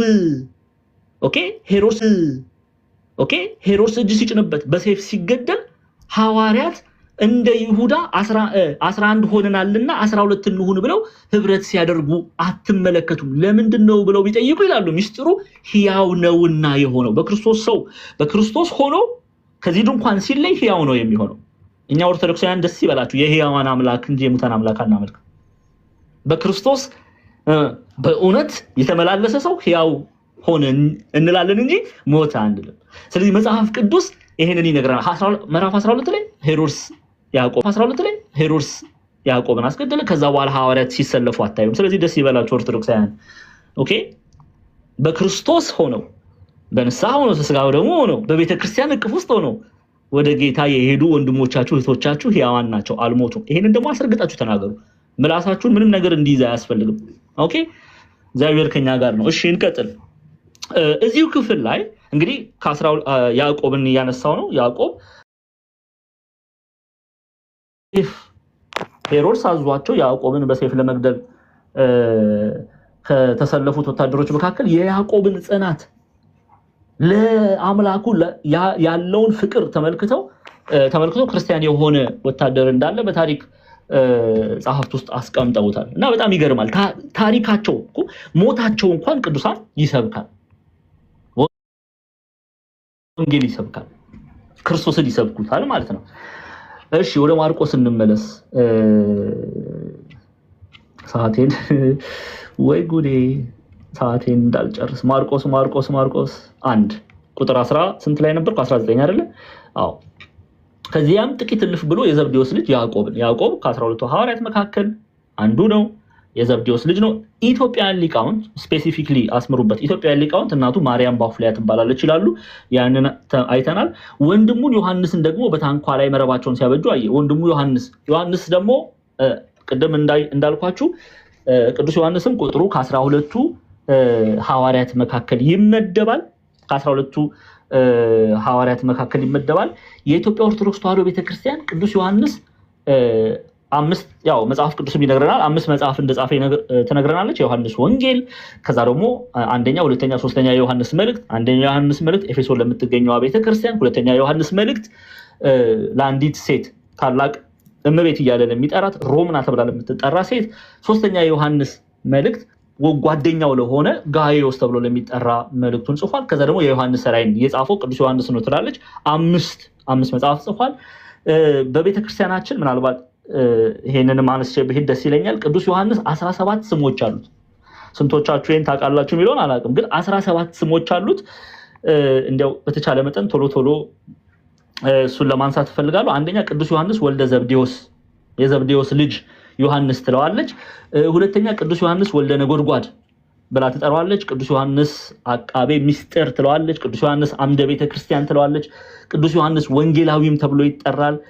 ቅዱስ ዮሐንስ ነባቤ መለኮት ቴዎሎጎስ ተብሎ ይጠራል። ቅዱስ ዮሐንስ አቡ ቀለምሲስ ተብሎ ይጠራል፣ ባለ ራእይ ማለት ነው። ቅዱስ ዮሐንስ ባህታዊም ብላ ትጠራዋለች ቤተክርስቲያን። ቅዱስ ዮሐንስ ፍቁረ እግዚእ ብላ ትጠራዋለች። ቅዱስ ዮሐንስ ወልደ ማርያም ምን ማለት ነው? የማርያም ልጅ ደግሞ ብላ ትጠራዋለች። ቅዱስ ዮሐንስ ገባሬ ስዕል ዘክርስቶስ ትለዋለች። ቅዱስ ዮሐንስ ቁጽረ ገጽ ትለዋለች። ቅዱስ ዮሐንስ ዘንስር ብላ ትጠራዋለች። ቅዱስ ዮሐንስ ሐዋርያ ብላ ትጠራዋለች። ቅዱስ ዮሐንስ ነቢይ ብላ ትጠራዋለች። ቅዱስ ዮሐንስ ድንግል ብላ ትጠራዋለች። ቅዱስ ዮሐንስ ሰማዕት ብላም በ17 ስሞች ቅዱስ ዮሐንስ ትጠራዋለች። እንግዲህ ጌታችን መድኃኒታችን ኢየሱስ ክርስቶስ ያም ጥቂት እልፍ ልጅ ያዕቆብ ዮሐንስን ታንኳ ላይ መረባቸውን ሲያበጁ አየ ይላል። ምን ማለት ነው? መረባቸውን ሲያበጁ ማለት ይላሉ።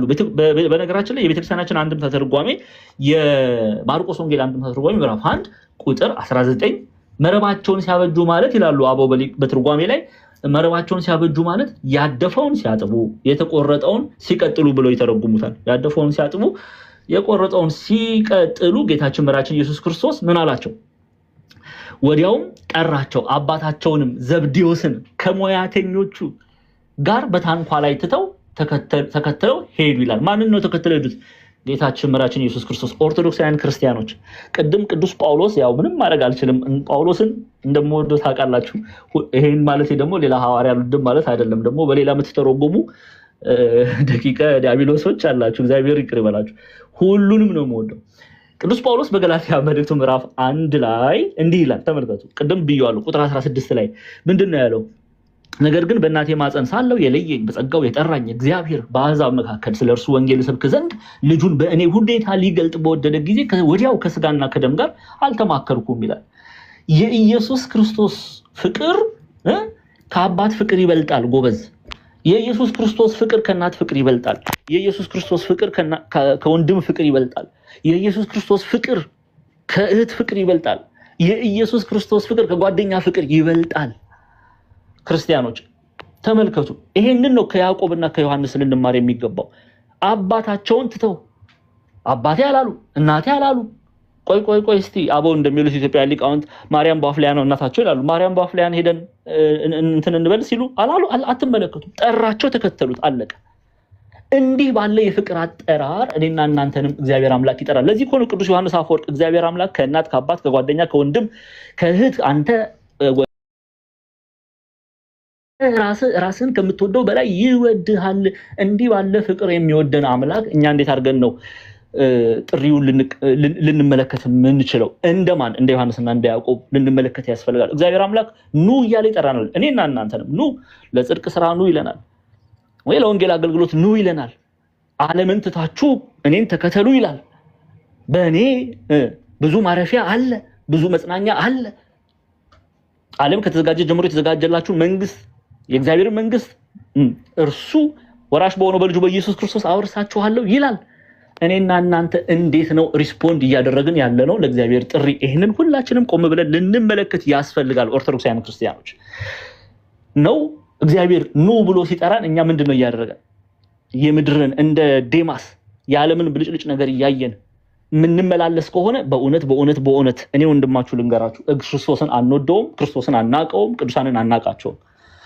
የእግዚአብሔርን ፍቅር አንዳንድ ሰዎች አሉ ተው ዝሙት ኃጢአት ነው ስትሏቸው ዝሙት መተው የዝሙት ፍቅር ከክርስቶስ ፍቅር ስለበለጠባቸው ኃጢአቱን ጽድቅ ለማድረግ የሚጣጣሩ ሰዎች አሉ። ዘፈን ኃጢአት ነው ስትሏቸው ዘፈን ከክርስቶስ ፍቅር ስለበለጠባቸው ዘፈንን መተው ስለማይፈልጉ ኦኬ ሴኩላር ሚውዚክን መተው ስለማይፈልጉ ምን ያደርጋሉ? እንዴ ምን ችግር አለው ከሌ ነገ ዛሬ ቢዘመር ብለው ቢዘፈን ብለው የሚናገሩ ሰዎች አሉ። ዱኩማን የሆኑ ማለት ነው። ስድብ ኃጢአት ነው ስትሏቸው መሳደብ ማቆም ስለማይፈልጉ ጳውሎስ እንደዚህ ብሎ የለ እንዴ ጴጥሮስ እንደዚህ ብሎ የለ እንዴ ብለው የሚናገሩ የስድብ ፍቅር ከክርስቶስ ፍቅር የበለጠባቸው ብዙ ሰዎች አሉ። ዘረኝነት ከክርስቶስ ፍቅር የበለጠባቸው ሰዎች አሉ። ተመልከቱ። ከሃይማኖቴ እዚህ ቦታ የተወለድኩበት ቦታ ይበልጥብኛል ብለው የሚናገሩ የደቂቀ የዲያብሎስን ግብር ገንዘብ ያደረጉ ሰዎች አሉ ዛሬ። ግን እንመለስ ወደ ማርቆስ ወንጌል ላይ እንመለስ። ዮሐንስና ያዕቆብ ግን ምን አደረጉ? ሁሉን ትተው ተከተሉት። በቃ ሁሉን ነገር ትተው። ስለዚህ ማርቆስ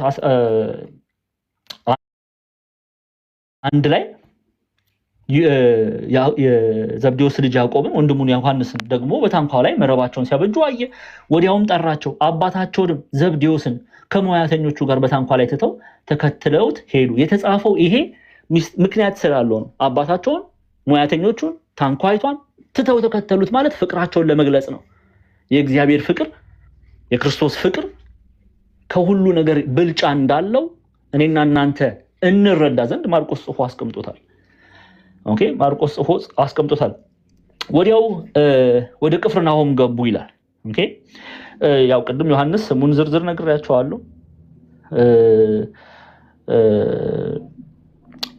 ያዕቆብም ደግሞ ታላቁ ያዕቆብ የተባለም ይጠራል። ታላቁ ያዕቆብ ስለምን ተባለ ተብሎ ቢጠራ ይላሉ አበው የቅዱስ ዮሐንስ ታላቅ ወንድሙ ነውና ብለው ደግሞ ይፈቱታል። ስለዚህ ሁለቱንም ገንዘብ አድርጋችሁ አስራችሁ እንድትይዙ፣ ዝም ብሎ መጓዝ አይደለም። ታላቁ ያዕቆብ ይባላል ማለት አይደለም። ለምን ተባለ ሚለውንም ማወቅ ያስፈልጋል። እሺ፣ ሁለቱም ነገዳቸው የት ነው? ይሁዳ፣ ነገደ ይሁዳ። ኦኬ፣ ነገደ ይሁዳ። ጴጥሮስ፣ ኬፋ፣ ስምዖን ይባላል። ወንድሙ እንድሪያስ ነገዳቸው ሮቤል፣ ነገደ ሮቤል። ሁለቱን ነጥቦች መያዝ ያስፈልጋል። ኦኬ፣ እሺ፣ እንቀጥል። ሰዓቴ ሄደ። ጉዴ ፈላ። ጰላዲዮስ ቶሎ ቶሎ ብዬ ልጨርስ። እሺ፣ ሰዓት አልቋል። ጨምር። 5 ደቂቃ። ኧረ ተው ልጨርስ። ገና እኮ አልጨረስኩም። ገና ስንት ነገር አለ። ይፈቀድልኝ። 5 ደቂቃ ብቻ። 5 ደቂቃ። ወደ ቅፍርናሆም ገቡ። ወዲያውም በሰንበት ወደ ምኩራብ ገብቶ አስተማረ ይላል። እሺ፣ ቁጥር 21 ላይ ነው ያለሁት። ቅፍርናሆም በእስራኤል ውስጥ የገሊላ ባህር ሰሜናዊ ዳርቻ ላይ የምትገኝ ትንሽዬ ከተማ ናት። የአሳ የሚጠመድባት መንደር ናት። መንደር ብሎ ነው የሚጠሯት። ቅፍርናሆም ይሏታል። የናሆም መንደር እያሉ ያስቀምጣሉ ኢትዮጵያ ሊቃውንት። ከዛው ጋር ተያያዞ ግን የመጽናኛ መንደርም ይሏታል። የመጽናት መንደር የጽናት ቦታ ተብላም ትጠራለች። በነገራችን ላይ ኢትዮጵያ ሊቃውንት በዚህ መልኩ ይገልጿታል ቅፍርናሆምን። ያው ብዙ ነገር ማንሳት ፈልጌ ነበር፣ ሰዓት ስለሌለኝ ቶሎ ሊድ። ወዲያውም በሰንበት ወደ ምኩራብ ገብቶ አስተማረ። ሰንበት የመጽሐፍ ቅዱስ መዝገበ ቃላት ላይ ገብታችሁ ምኩራብ የሚለውን ክፍል ስታነቡ ምኩራብ የሚለው የአይሁድ የጸሎት ስፍራ ተብሎ ይገለጣል። አይሁዳውያን በዛ ጸሎት ስፍራ ህብረት ያደርጋሉ። ፈሪሳውያን 5ቱን የሙሴ መጽሐፍ፣ የነቢያት መጽሐፍት፣ የመዝሙር መጽሐፍ። ስለዚህ ይሄን ነጥብ እንያዝ። ቶሎ ብዬ እንትን ልበል። ወደ ምኩራብ ገብቶ አስተማረ። እንደ ባለስልጣን ያስተምራቸው ነበር እንጂ እንደ ጻፎች አይደለምና በትምህርቱ ተገረሙ ይላል። እሺ፣ ቁጥር 22 ላይ ነው ያሉት። ምን ማለት ነው እንደ ባለስልጣን ያስተምራቸው ነበረ ብለው ይጠይቃሉ አቦ። እንደ ባለስልጣን ያስተምራቸዋል ማለት ክርስቲያኖች በደንብ አድምጡ። ለምሳሌ ዲያቆን ዛማኑኤል ሆነም ወንድማችን ጰላዲዮስ ቢያስተምሯችሁ ማቴዎስ እንዲህ አለ፣ ማርቆስ እንዲህ አለ፣ ሉቃስ እንዲህ አለ፣ ዮሐንስ እንዲህ አለ፣ በርተሎሜዎስ እንዲህ አለ እያልን ነው እኛ የምናስተምረው። የትኛው መምህር ኦኬ፣ በቤተክርስቲያናችን ውስጥ ያለ የትኛውም መምህር ወንጌል እንዲህ አለ፣ ማቴዎስ ወንጌል እንዲህ አለ፣ ማርቆስ ወንጌል እንዲህ አለ፣ ሉቃስ ወንጌል እንዲህ አለ፣ ዮሐንስ ወንጌል እንዲህ አለ እያለ ነው የሚያስተምረው ይላሉ። ደግሞ ወደ ነቢያት ይሄዳሉ። ነቢያቱም እግዚአብሔር የተናገራቸውን ወይም እግዚአብሔር ተናገሩ ብሎ የተናገራቸውን እውነተኞቹ ነቢያት 4ቱ አቤት 12ቱ ደቂቀ ነቢያት ለአብነት እንኳን ብንነሳ እነሱን ብንመለከት እነሱ ቢያስተምሩ እግዚአብሔር እንዲህ አለ ብለው ነው የሚያስተምሩት። እርሱ ግን እንዲህ እላችኋለሁ ብሎ ነው የሚያስተምረው። ለዚህ ነው ኦኬ እሱ እንዲህ እላችኋለሁ። ራሱ ማን ነውና? እግዚአብሔር ነውና። እርሱ ራሱ ቃል ነውና ኦኬ ከሱ በላይ ማንም የለምና። የጌቶች ጌታ ነውና፣ የአማልክት አምላክ ነውና፣ የንጉሶች ንጉስ ነውና እርሱ ራሱ እኔ እንዲህ እላችኋለሁ ብሎ ያስተምራል። የሰማችሁኝ ነው ኦርቶዶክሳውያን። ለዚህ ነው እንደ ባለስልጣን ያስተምራቸው ነበር እንጂ እንደ ጻፎች አይደለምና በትምህርቱ ተገረሙ። ጻፎች ቢያስተምሩ እንዲህ ተብላችኋል ብለው ነው የሚያስተምሩት። እርሱ ግን እንዲህ አልኳችሁ ብሎ ያስተምራል ይላሉ አበው በትርጓሜ ላይ። እሺ፣ ቁጥር 23 ላይ በዚያን ጊዜም በምኩራባቸው እርኩስ መንፈስ ያለው ሰው ነበረ። እርሱም የናዝሬቱ ኢየሱስ ሆይ ካንተ ጋር ምን አለን? ልታጠፋን መጣህን? ማን እንደሆን ካውቅ ያለው የእግዚአብሔር ቅዱስ ብሎ ጮኸ። ኢየሱስ እግዚአብሔር ቅዱስ ብሎ ጮኸ። ኢየሱስ እግዚአብሔር ቅዱስ ብሎ ጮኸ።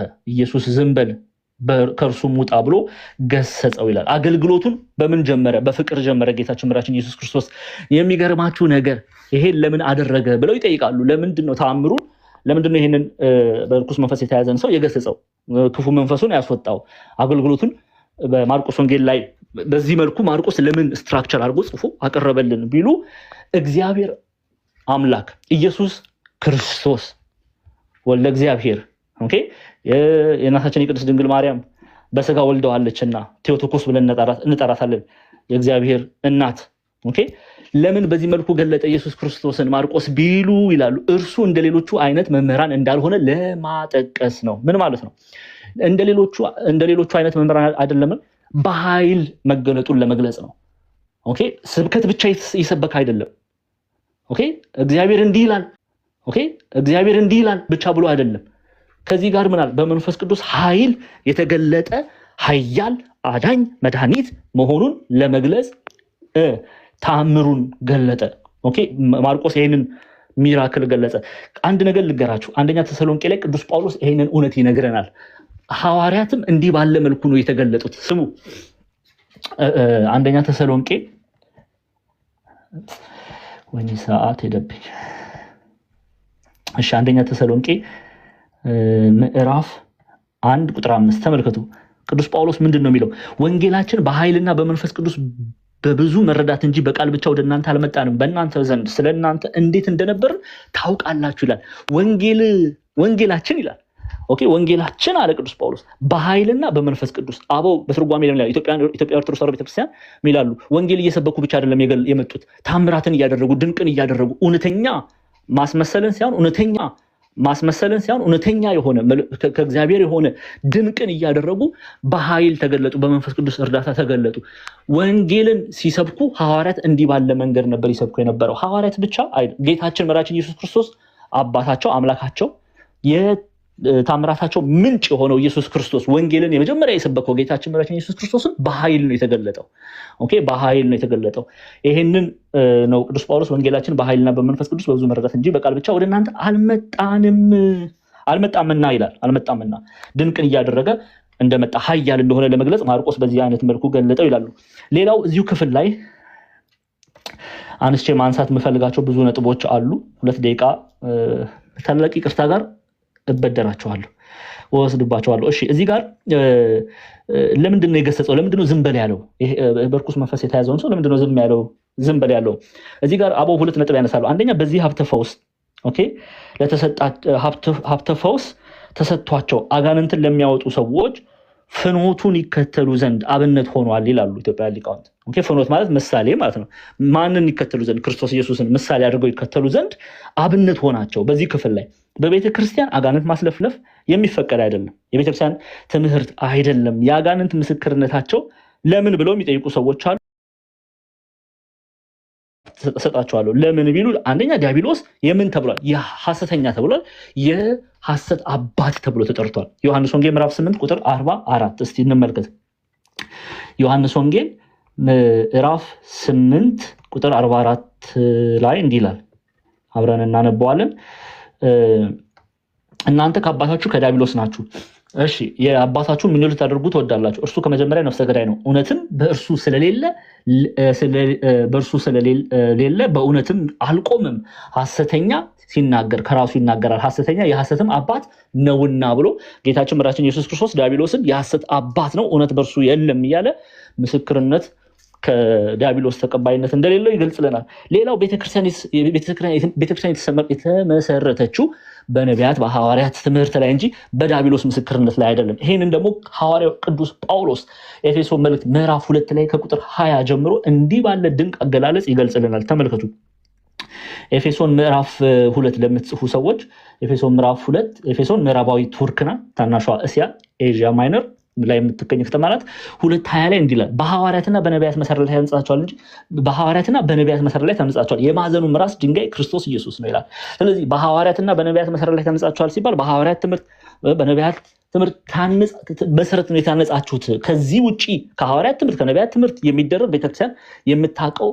ሁኔታ አይኖርም ኦኬ ከሐዋርያት ትምህርት ከነቢያት ትምህርት ውጪ የሆነ ከቤተክርስቲያን አይደለም ከእግዚአብሔር ዘንድ አይደለም ስለዚህ ቤተክርስቲያን መሰረት በሐዋርያትና በነቢያት ላይ ነው የታነጽ ነው እነዚህ ነጥቦች ያነሳሉ አበው ሌላው 2 ነጥብ ላንሳ ቅዱስ ዮሐንስ አፈወርቅን ባነሳ ደስ ይለኛል ጳላዲዬ ምናልባት ትፈቅድልኛለህ ጳላዲ በቃ ጨርሻለሁ እውነት ጨርሻለሁ። ሁለት ክፍል ብቻ ላንሳ። ቅዱስ ዮሐንስ በዚህ ክፍል ላይ ምን ብሎ አስተማረ? አጋንንት ይላል ታላቁ ሊቅ፣ አጋንንት እንኳን የእግዚአብሔርን ስም ይጠራሉ፣ ነገር ግን አጋንንት ከመሆን አይለወጡም። ጌታም እነርሱን ይገስጻቸውና ያስወጣቸው ነበር።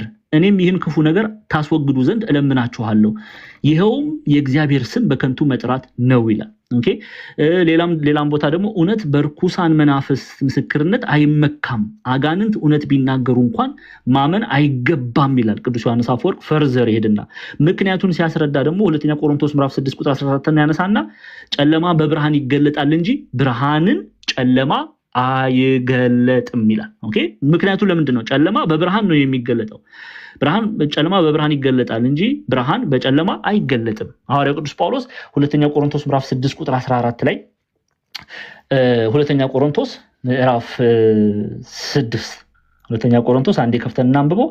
ሁለተኛ ቆሮንቶስ ምዕራፍ 6 ቁጥር 14 ጀምሮ ከማያምኑ ጋር በማይመች አካሄድ አትጠመዱ፣ ጽድቅ ከአመፅ ጋር ምን ተከፋይነት አለው? ብርሃን ከጨለማ ጋር ምን ህብረት አለው?